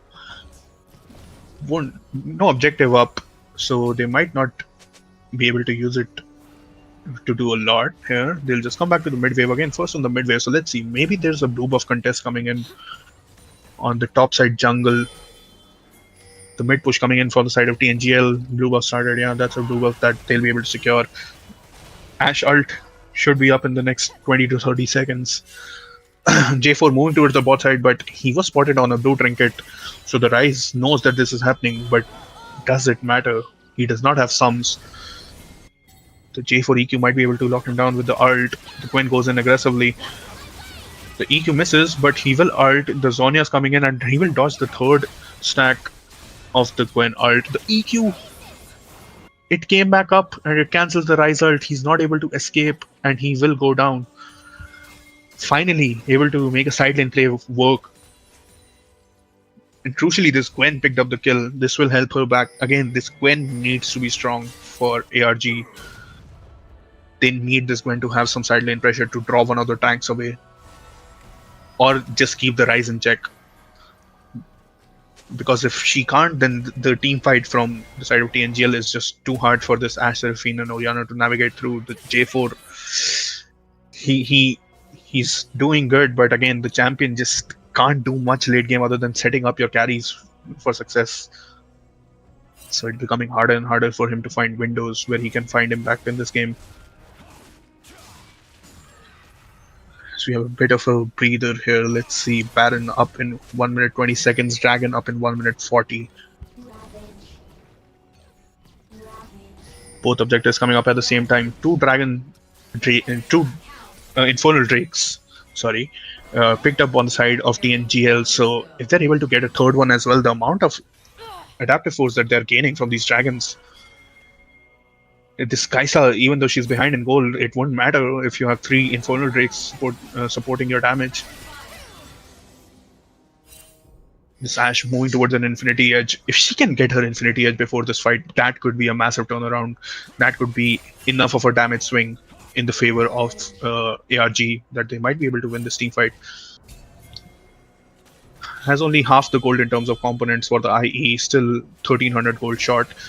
She has 1100 gold on her right now, so she needs. Oh, she misses that cannon. That cannon could be the difference maker here. Oh, that's really sad.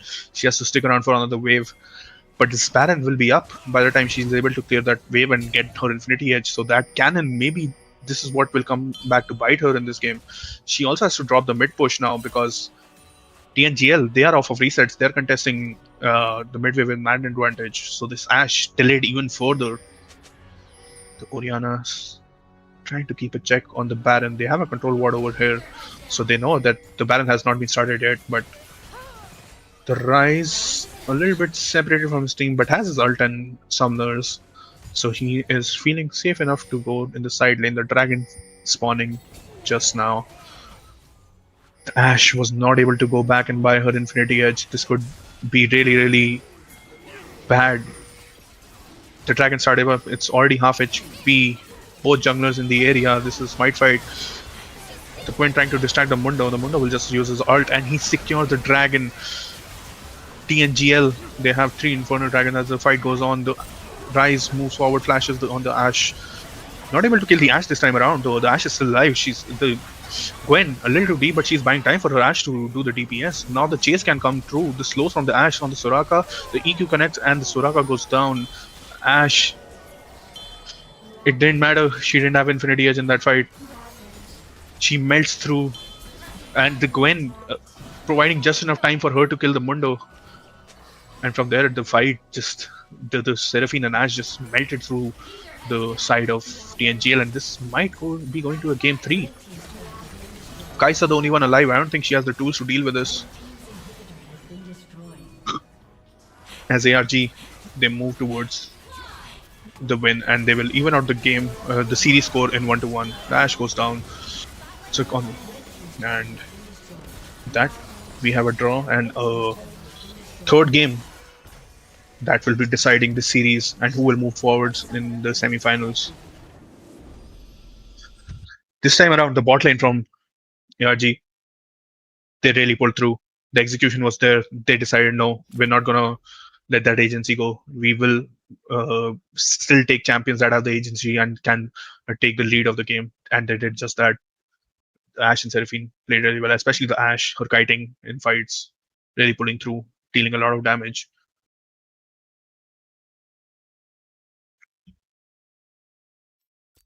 As you can see, 47k damage coming from the Ashe, 9, 3, and 7. Huge performance. So we'll take a bit of a break and move towards the third game. No, I We'll don't be right take back. shit. I got no love for the fakeness. If you wanna play tough and wanna hate this, I'll always show up. I don't ever slow up, no I don't take shit. I got no love for the fakeness. If you wanna play tough and wanna hate this, I'll always show up and make a statement. I don't ever slow up.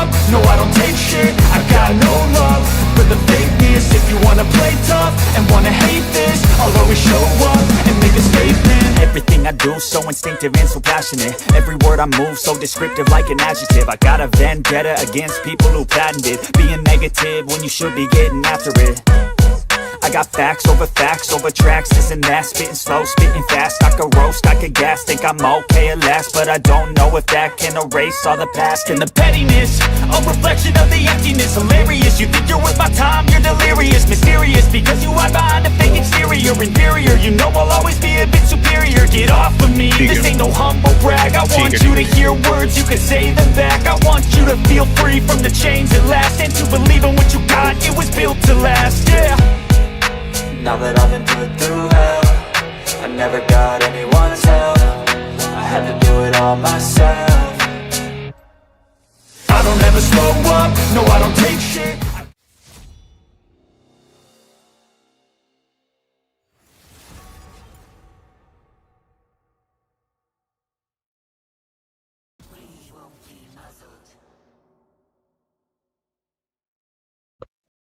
Welcome back, everyone, to our third game of this best of three in the quarterfinals of Rift Rivals. We have TNGL, sorry, ARG, evening up the score in the last game. Huge performance coming from the side of their AD carry, who on Ash just glided her way through the victory to even out the game score to 1-1. And now this will be the decider game to see who goes on to the semifinals. The bans. It will be TNGL on the blue side now, and as per the last two games, their ban is remaining the same. It's going to be Nafiri, Corki, and what I assume would be, if I remember correctly, was a Viego ban? Or was it something else? I'm not 100% sure, but Viego and Vi were also bans that they did on the last two games. ARG sticking with the Galio ban from the last phase, from the last match. The Lulu ban also coming through. Want to make sure that, again, these scaling options that TNGL has relied on throughout the tournament for their bot side. There's less options. They're pinched in that pool of the support that can provide for an hyper carry. Yumi still up, crucially, so Yumi's Hery might be in the cards for the side of TNGL.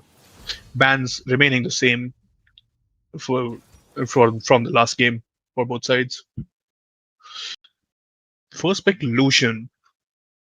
Let's see if it's paired up with a Nami, or they might decide to drop their support a bit later to maybe catch a Braum or a Milio for this Lucian to pair with. Let's see how the side of ARG will respond to this Lucian first pickup.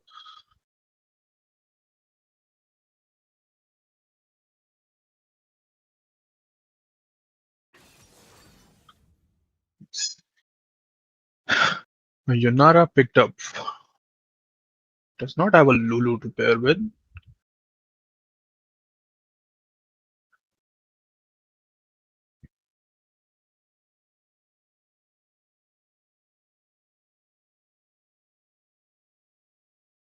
They will take the Braum away. No, they will pivot to the Milio. Makes more sense. The Braum early pickup didn't make sense because TNGL weren't really showing any melee champions or any champion that the Braum could be really good into. The Lucian Classic paired with a Nami now. So again, range versus range bot lane. It's gonna be a fight to see which bot lane can get the lead and then transfer that to the map, which has been the case for both of these games now.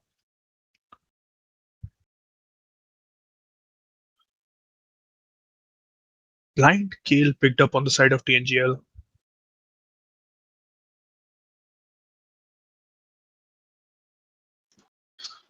Not sure if it's going top or mid. The Jace as an answer. They might be thinking this is a top Kale and they might put the Jace into her. This can also be a Jace jungle. So they're keeping the flex of both the Kale and the Jace open for both sides now. See if the bans can confirm where each of these champions intend to go to.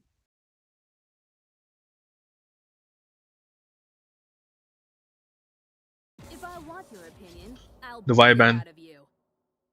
again, has been a constant ban throughout the series. Will this be a Viego ban as well?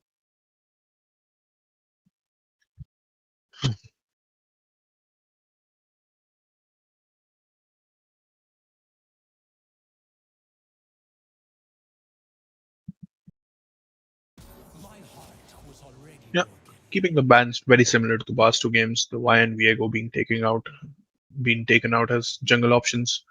But again, this Jace could be a jungle Jace, so this Viego ban could be wasted. There's a small chance that it is wasted. But let's see how that pans out. I think they're waiting to see where the scale is going, and if the scale is going top lane, then they will send their Jace in the top lane as well to match that and try to get a lead in the top side. Warrior spirit is never Shinzao ban coming in for the side of ARG.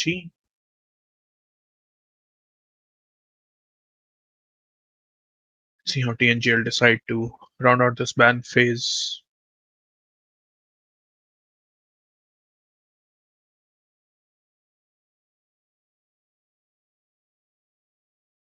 Will be an Aurora ban. I'd rather be home anyway. Again, the Kale flex is still open. It could be top or mid. Same with the Jace, could be a top or jungle.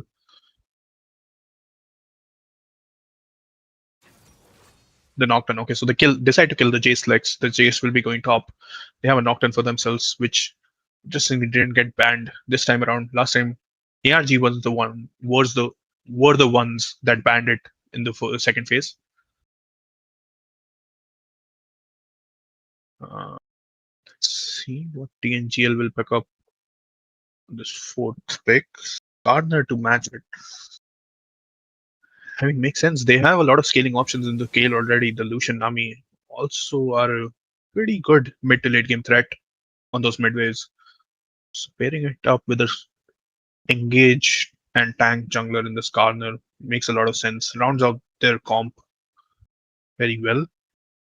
Let's see what will it be for the potentially mid lane here that's been dropped to B5.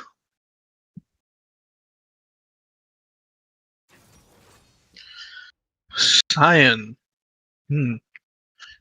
Okay, so this should be Cyan in the mid lane. This is what TNGL played in their first game against ARG in the group stage as well. It was a Cyan mid, but it was into an RE. This time around, the mid lane hasn't been locked yet, so maybe there's a Cassiopeia angle that can shred through the Cyan.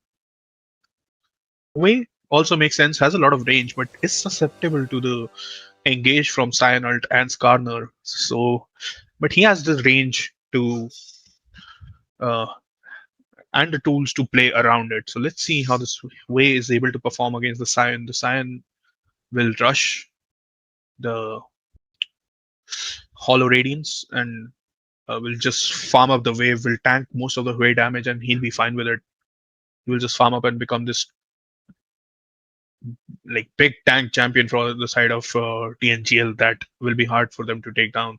Yunara scales, but isn't necessarily the tank killer that you're looking for again. But this time around, they also have a Way who can provide a lot of value.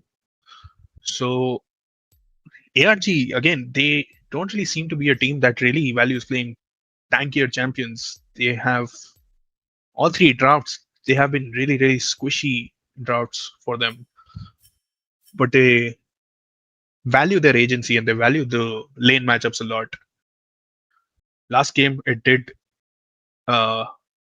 was enough to win them the game. So let's see if it's the same case this time around as well.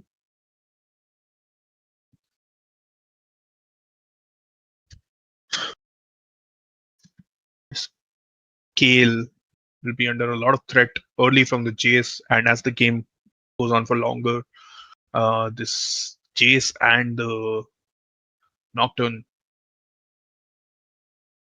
they should be able to really stop the scale from having a lot of side lane threat until she scales up and becomes a monster who can then 1v2 these champions with the use of her with a good usage of her ult, trying to block the burst damage coming from the Jace. The Yunara Milio as well has a decent level 1, but eventually will have a hard time contesting mid waves when they go towards that mid game. Obviously, depending on like if they have a lead or not. But the Lucian Nami, the threat on the midway with this Lucian Nami, the Skarner coming from the side, the Cyan that can ult whenever he bases to any lane. So even though they have a tanker composition, it's not like TNGL lack the options or the agency to make plays around the map.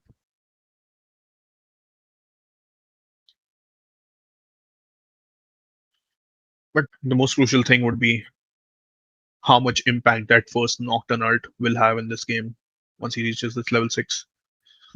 So my eyes will be on the Nocturne to see uh, where is it that he sets aside to, which lane does he want to give his resources to, and how that pans out as we wait for the game to load in.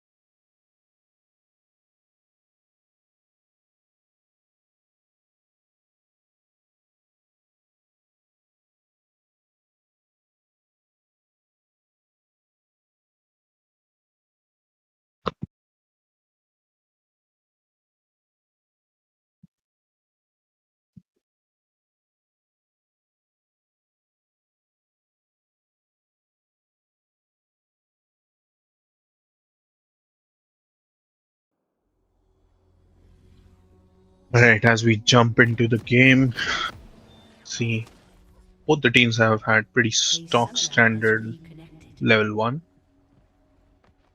So there's a bit of a pause. A summoner has reconnected.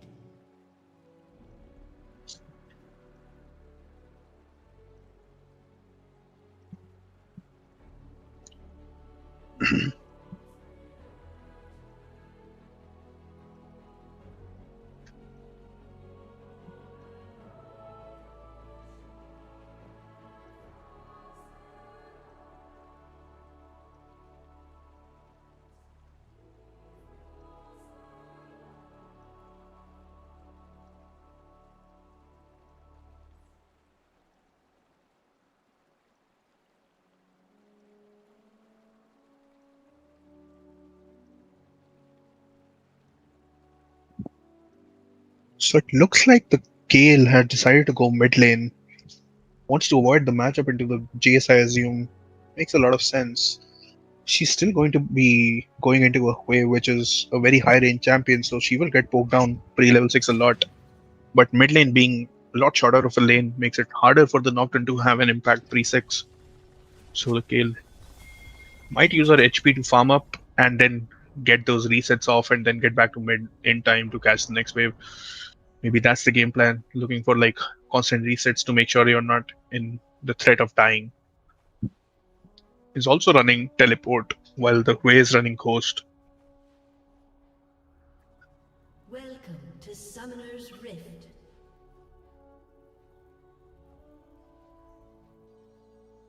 It's a pretty standard level 1 coming from both sides again. Has spawned.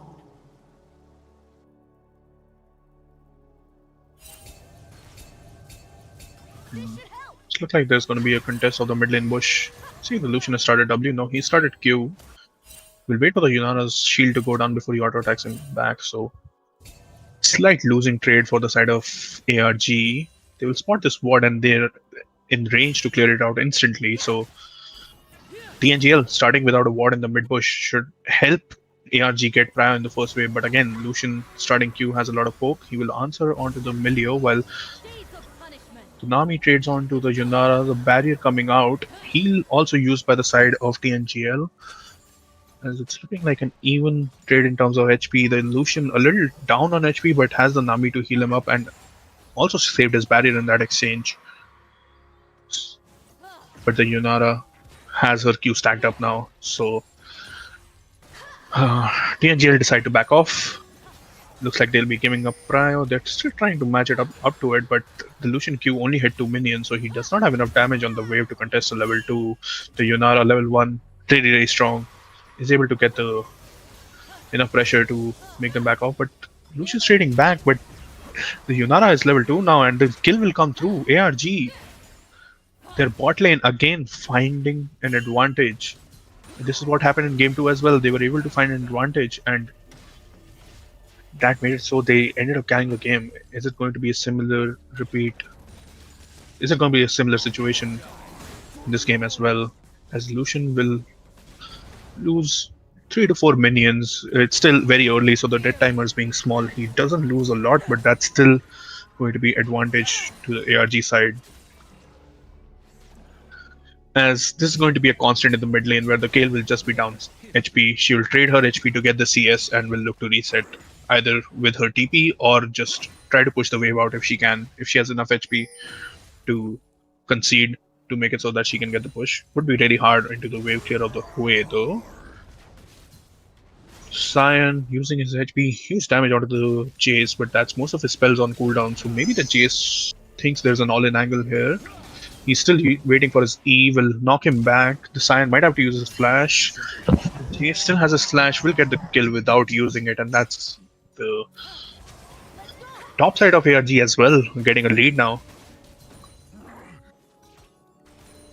Let's see, while all of this was happening, ARG's jungler, the Nocturne as well, was able to do a double scuttle. He did.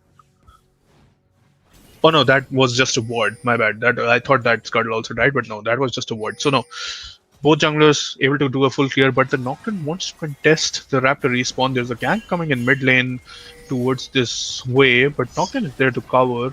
No supports here just yet, so it's going to be a 2v2. The Skarner is down 1/3 of his HP, so maybe the Nocturne still fancies his chances on contesting this Raptor. A lot of trading coming in the bot lane. Rectrix completed for the side of Yunara. Only a double pot for the Lucian, so he's down in AD. Cancels his auto, so maybe will not be able to proc the PTA. As the contest continues on the Raptors, the early flash commit from the Nocturne to make sure he still stays in the terror range of the Skarner makes it so he is able to grab that kill. And ARG throughout the board just creating advantages. 3 kills to 0. Have a 1.7k gold lead already. Yunara a bit poked down. Does not have any pots as an all-in coming from the J. Still has his flash, but ability is on cooldown, so maybe can't commit. A gank coming from the Nocturne delays his recall to make a gank happen in the bot lane, but Lucian and Nami too near to their tower, so can't really commit without his flash either. Skarner here to cover, but the Yunara does not have mana, so there won't be any follow-up coming from the side of ARG, as there's a dive coming in from the Jace, but he will go down. Thought that it's fine to trade 1-for-1 there. Still had flash, so maybe he thought if the slow doesn't connect from the Cyan, he can maybe get the kill and flash out. Was not the case. Ends up being 1-for-1, but denies 3 minions. Cyan has ult to get back to his lane faster if he thinks he needs to. Doesn't commit to it just yet, as the Kayle is getting poked down. Will we get...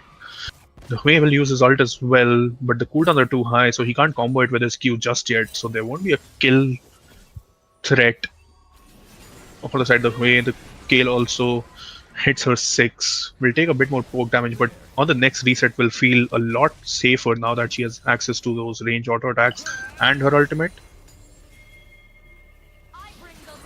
The J is trying to freeze the wave in the top lane. The Kayle decided to stay. They're losing out a lot of minions. The Skarner under threat.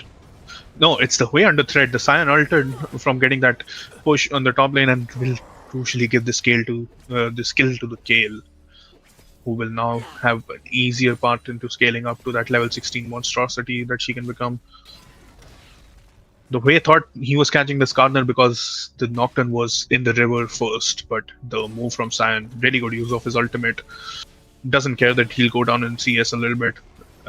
Make sure that his carry gets ahead in lane. Oh, the Milio might be a little too far forward. He's contesting when the Yunara is nowhere near him. Will take a huge chunk of damage. Still has flash though, so will escape with his life. But that's the Milio, almost down to 200 HP. Is very much susceptible to the next all-in. This Nocturne, crucially level 6 though. He will go towards the Skarner's Raptors and maybe able to steal away not just the Raptors but the red that's respawning soon as well. As the trading continues in the bot lane, there might be an angle where after the red, the Nocturne can look for a dive on bot lane with his ult. If the Nami does not hit 6, with the Nami 6 it can become quite hard for them to commit to 1. Does not seem to be the case. I think there might be a fight at the red buff. ARG's bot lane first on the move. Skarner knows he can't contest it. His bot lane is getting pushed in. So he will just move towards his Krugs, and Nocturne backs away into his own jungle. 15 CS up. Most of his camps are coming up as well. These are 5 camps coming up, while the Skarner, he's just waiting for his blue buff to respawn now. So the CS lead will become even larger as another type comes through from the JS. He did get slowed, but this time he will be out without using his flash again. And the top lane again just going getting further and further ahead. The ult comes in from the Lucian, the straight turning into an all-in. The Skarner is there, but the Nocturne comes in with his ult, and he will target the Nami and get the kill on her quickly. The Yunara jumps back in with her cooldowns refreshed from the ultimate. Does not have the damage to kill the Lucian, but has enough to get the Skarner. So 2 for 0, ARG pulling this way too ahead in this game. They already have a 4k gold lead at 8-minute mark. This game will be very, very hard for the side of TNGL to play through. Again, it's the scaling options. They rely on these scaling options, but if this lead is 4k at 8 minutes, this is looking really, really hard for their scaling options to ever come through. The Kale hasn't died yet, is up a kill, but it's still getting poked down. This matchup doesn't really get better for her until she gets her tier 2 boots and maybe a Nash's Tooth with a level 11 where she has enough wave clear to match the Hui and push him off of the wave. Hui has too much range right now as ARG will look to get the crops and should be theirs uncontested. The J is too far ahead. Top side does not seem to be a place where TNGL want to contest them. Skarn is trying to make his way towards this top lane. I don't think he sneaked in good enough. The J still has flash. He should be fine here unless the flash comes in. The Skarner, the J is too far away. Even if the Skarner uses his ult, does not feel like they have enough damage with the Cyan there to kill the Jace. Some trade coming in. Nocturne ult, 30 seconds away. So let's see where this ult will go through. He's pathing towards his bot side, so I assume that's where he wants to keep forcing the issue. Their bot lane is already quite ahead, so if they can keep using the Nocturne ult on the bot lane, this Lucian will never really become come to a point where he can be a threat on the mid waves. Already a level down from the Yunara. Yunara has also completed her Kraken Slayer. As the Nocturne continues to steal away every camp that he can. Right now he's on the Raptor respawn of the Skarner. The Kale is there to push him away, but Hui is also hanging around. So Kale just takes up some damage and Nocturne is on his way to now invade further. He lands the E onto the Skarner. I don't think he has the damage on by himself. The Kale is also moving towards the Skarner. Has the ult if she needs to provide him with some more safety. The Hui moves in. Isn't able to snipe the Skarner with his Q and W. Will back away. But again, this bot lane from TNGL under threat again. This Nocturne still has ult. This Yunara has a fully completed item. I think ARG will just look to get this dragon. For the first time, they are not the ones that has gotten the first 2 dragons. The first dragon going to the side of TNGL. Lucian looks to trade for a little bit, but the trades are just not going in their favor at all. too much of a difference in damage right now because of the gold disadvantage. Skarner doing his Krugs, maybe covering for a dive. Now he'll start moving towards the top side. Nocturne completed the dragon, will get the scuttle, and still has his bot side camps to clear. So he's pulling away like 31 CS lead for the Nocturne already. Basically, CS lead across the board for the side of ARG. They're not just they don't just have more kills. They have taken more plates. They have have gotten access to more CS and have pressured TNGL away from a lot of resources. Essence Reaver complete. Sorry, not Essence Reaver. Eclipse completed for the Jace. Essence Reaver completed for the Lucian. Will be able to trade back a little bit. Has the mana now to match the wave clear. Can use his spells on the wave now with that mana refund. But a Zeal completed for the Yunara as well. Is there a top angle here? The ult, the Jace takes a tower shot as well, gets Skarner ulted and takes another tower shot, and he just goes down. The shutdown to the Scion. That helps. That really helps. So this Scion can become tanky enough to just tank this Jace damage. Never mind. Hold that thought. As an all-in comes in the mid lane, the ult lands from the way. The Q is there, but the passive did not proc. He needed one more spell. So the Kale lives with her life. She still had her ult if she needed to. As yeah, bot lane trades continue to go in the favor of ARG. Might have to look to base soon.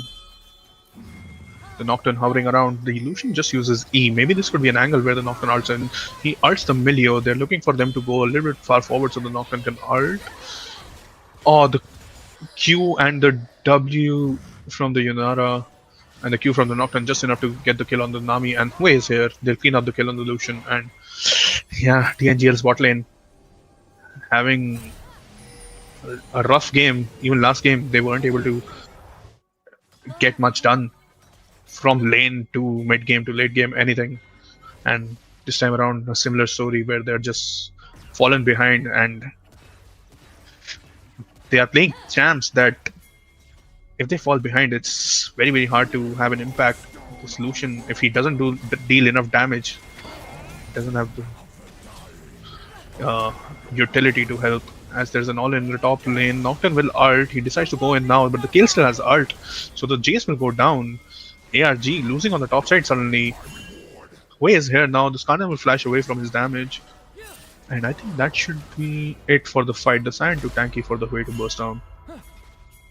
But yeah, TNGL, they're able to find these picks onto the Jace. 3 deaths now. First one was from his own dive, but the other two just playing a little bit too far forward when it's not a timer for him.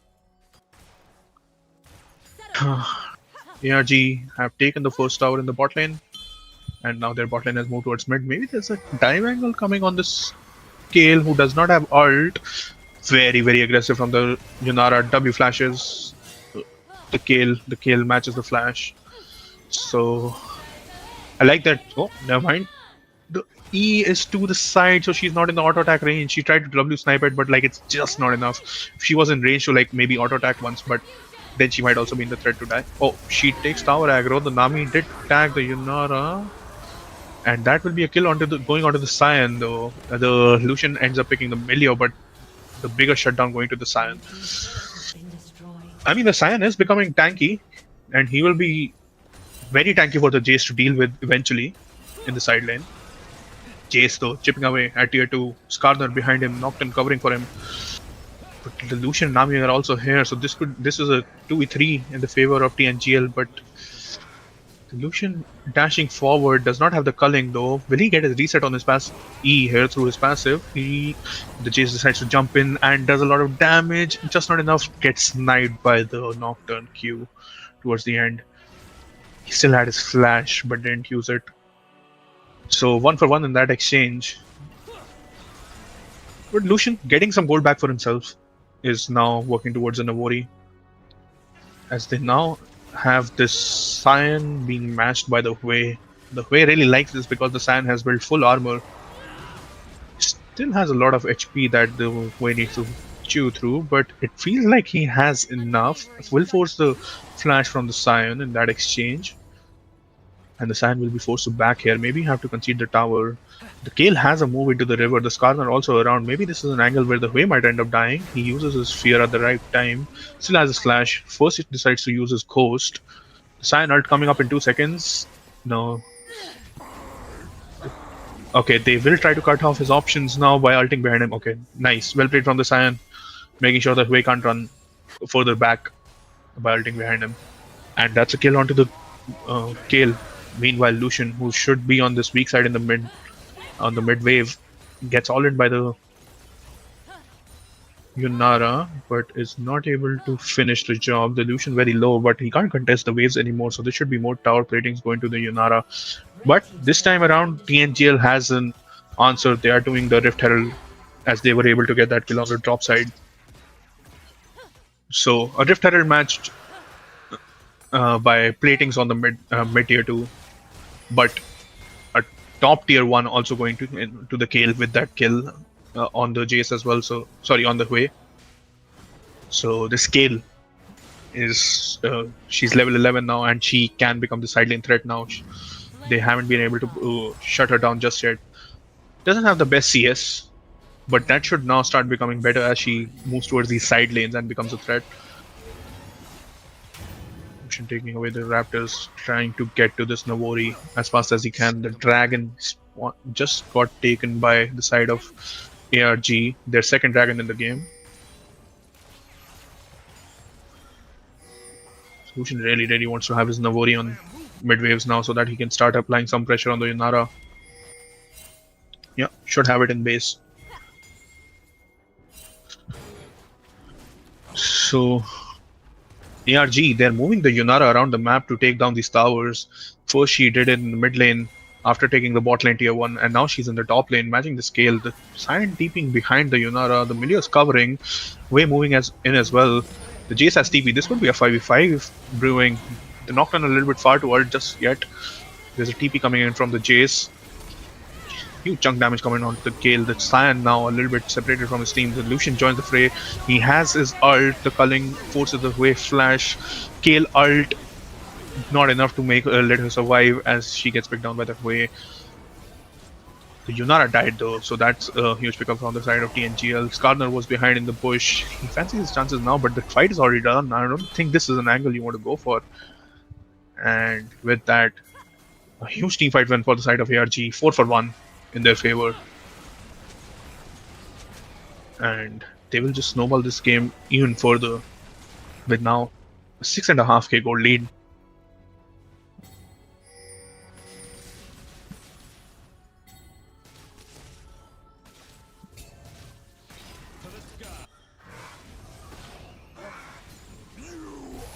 If we look at itemization, 2 items completed for this Nocturne, who's very far ahead, 2 items for the Jace. The Yunara, very close to her 3rd item. She's taking the Raptors. I assume within the next few waves, she will have her Infinity Edge, and this Yunara will be off the rails in terms of damage when compared to the Lucian. On the side of TNGL, 2 items matched by the Scion, who picked up a couple of shutdowns. The Scale still on 1.5 items. Lucian has 2.5 items, but these items, for the game state that they are in, doesn't feel enough. He needs an Infinity Edge, and he needs it fast. Yeah, that's a 3-item Yunara coming from base. So now the Scion ult on a timer when the Yunara is in base, this could be really good. The Hui does not have flash, and that's a very good pickup from the side of TNGL. They are able to find the Hui. Oh, but the Kale a bit too forward. The flash forward from the Skarner matched by the flash from Yunara to back off from his ult. So will just be a pickup of a kill. They are not even able to get that crunch on that tower, the crystalline overgrowth, because the wave just wasn't there. ARG decide to head towards the Baron here.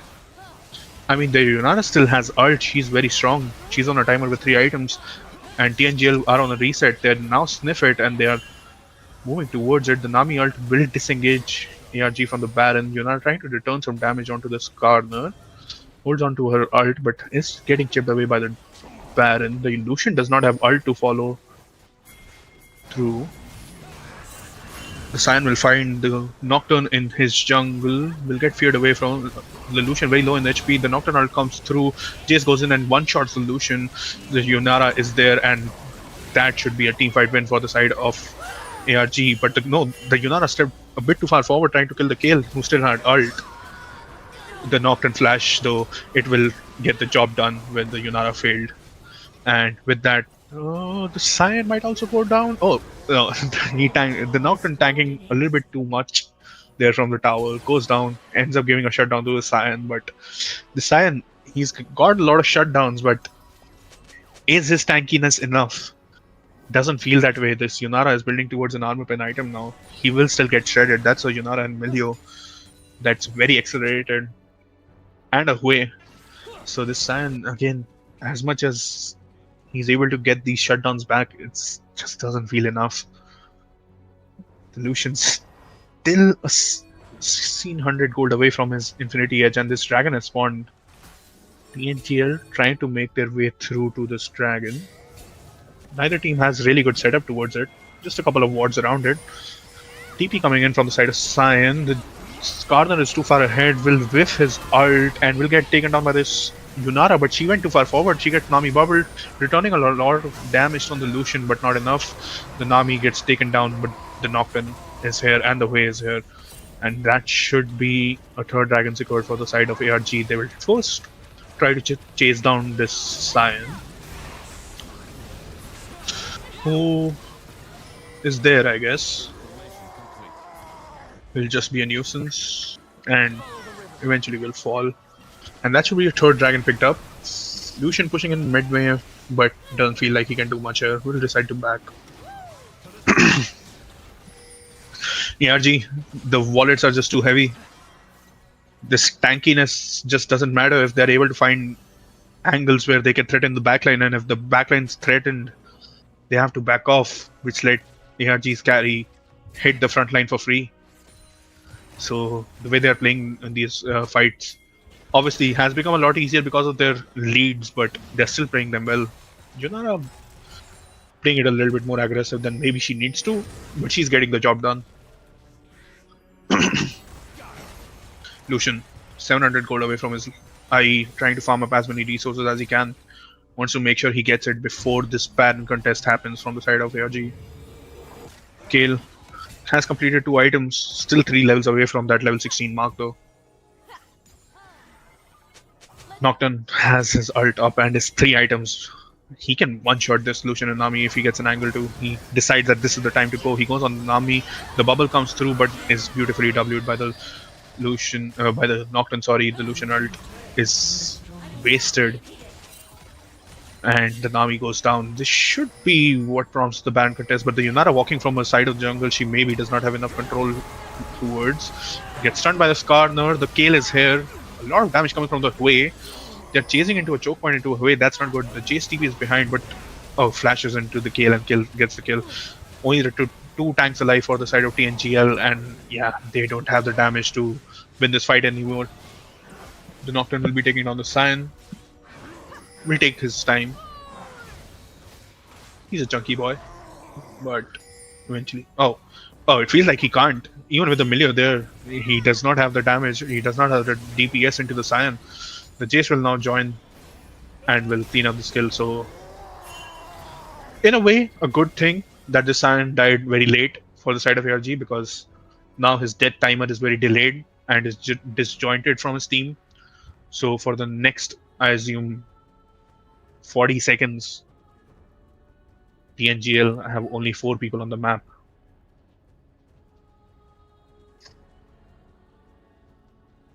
As there is a bit of a pause coming up.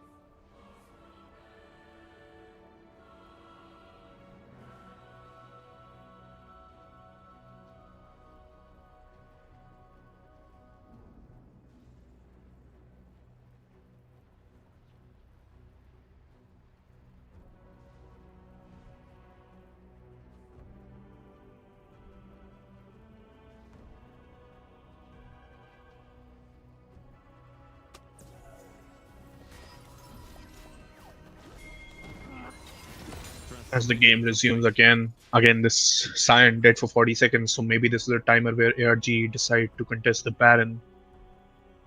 Will be a 45 on the map. He does not even have his TP, so for longer if the Baron contest happens.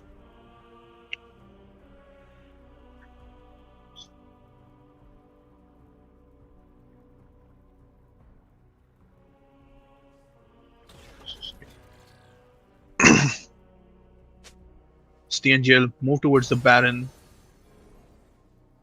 Jace is recalling, does not have TP, so maybe they want to hold off a little bit, wait for this Jace to come back with his item completion. Getting that Cyril does. Blue buff picked up on the side of TNGL. Mid push in favor of ARG. Top is also getting pushed. The Kale has TP, but she's pushing bot, trying to get that objective bounty. Baron started up. ARG.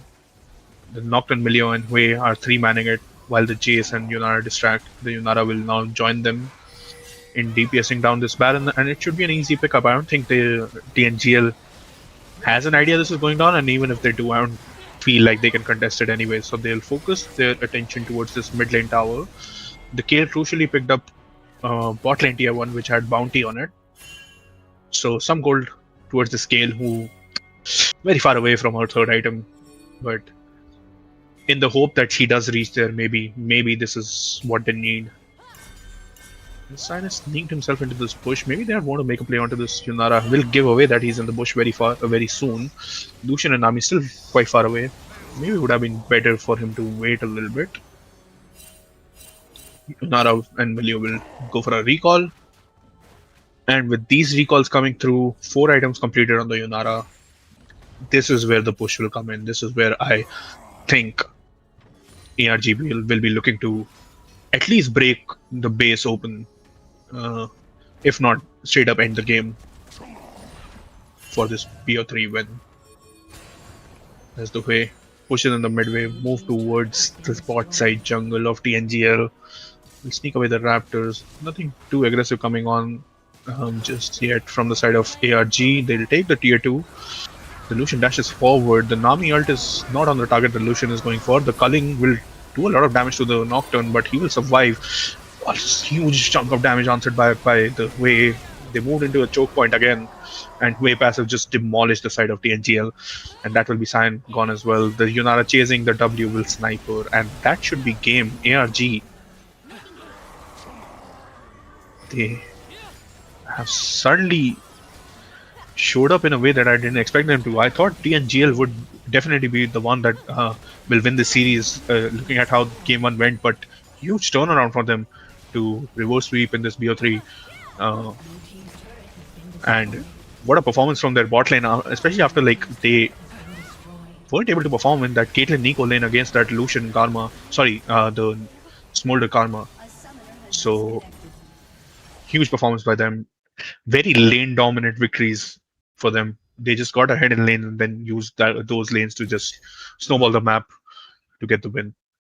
And with that, ARG are the ones that will move on to semifinals. TNGL will get knocked down here. And congratulations to ARG. Great performance from them. And we'll be seeing them in the semifinals. And throughout this week, we'll see who will be the team that will end up facing them in the semis. Thanks you all for watching. I'll see you all next time.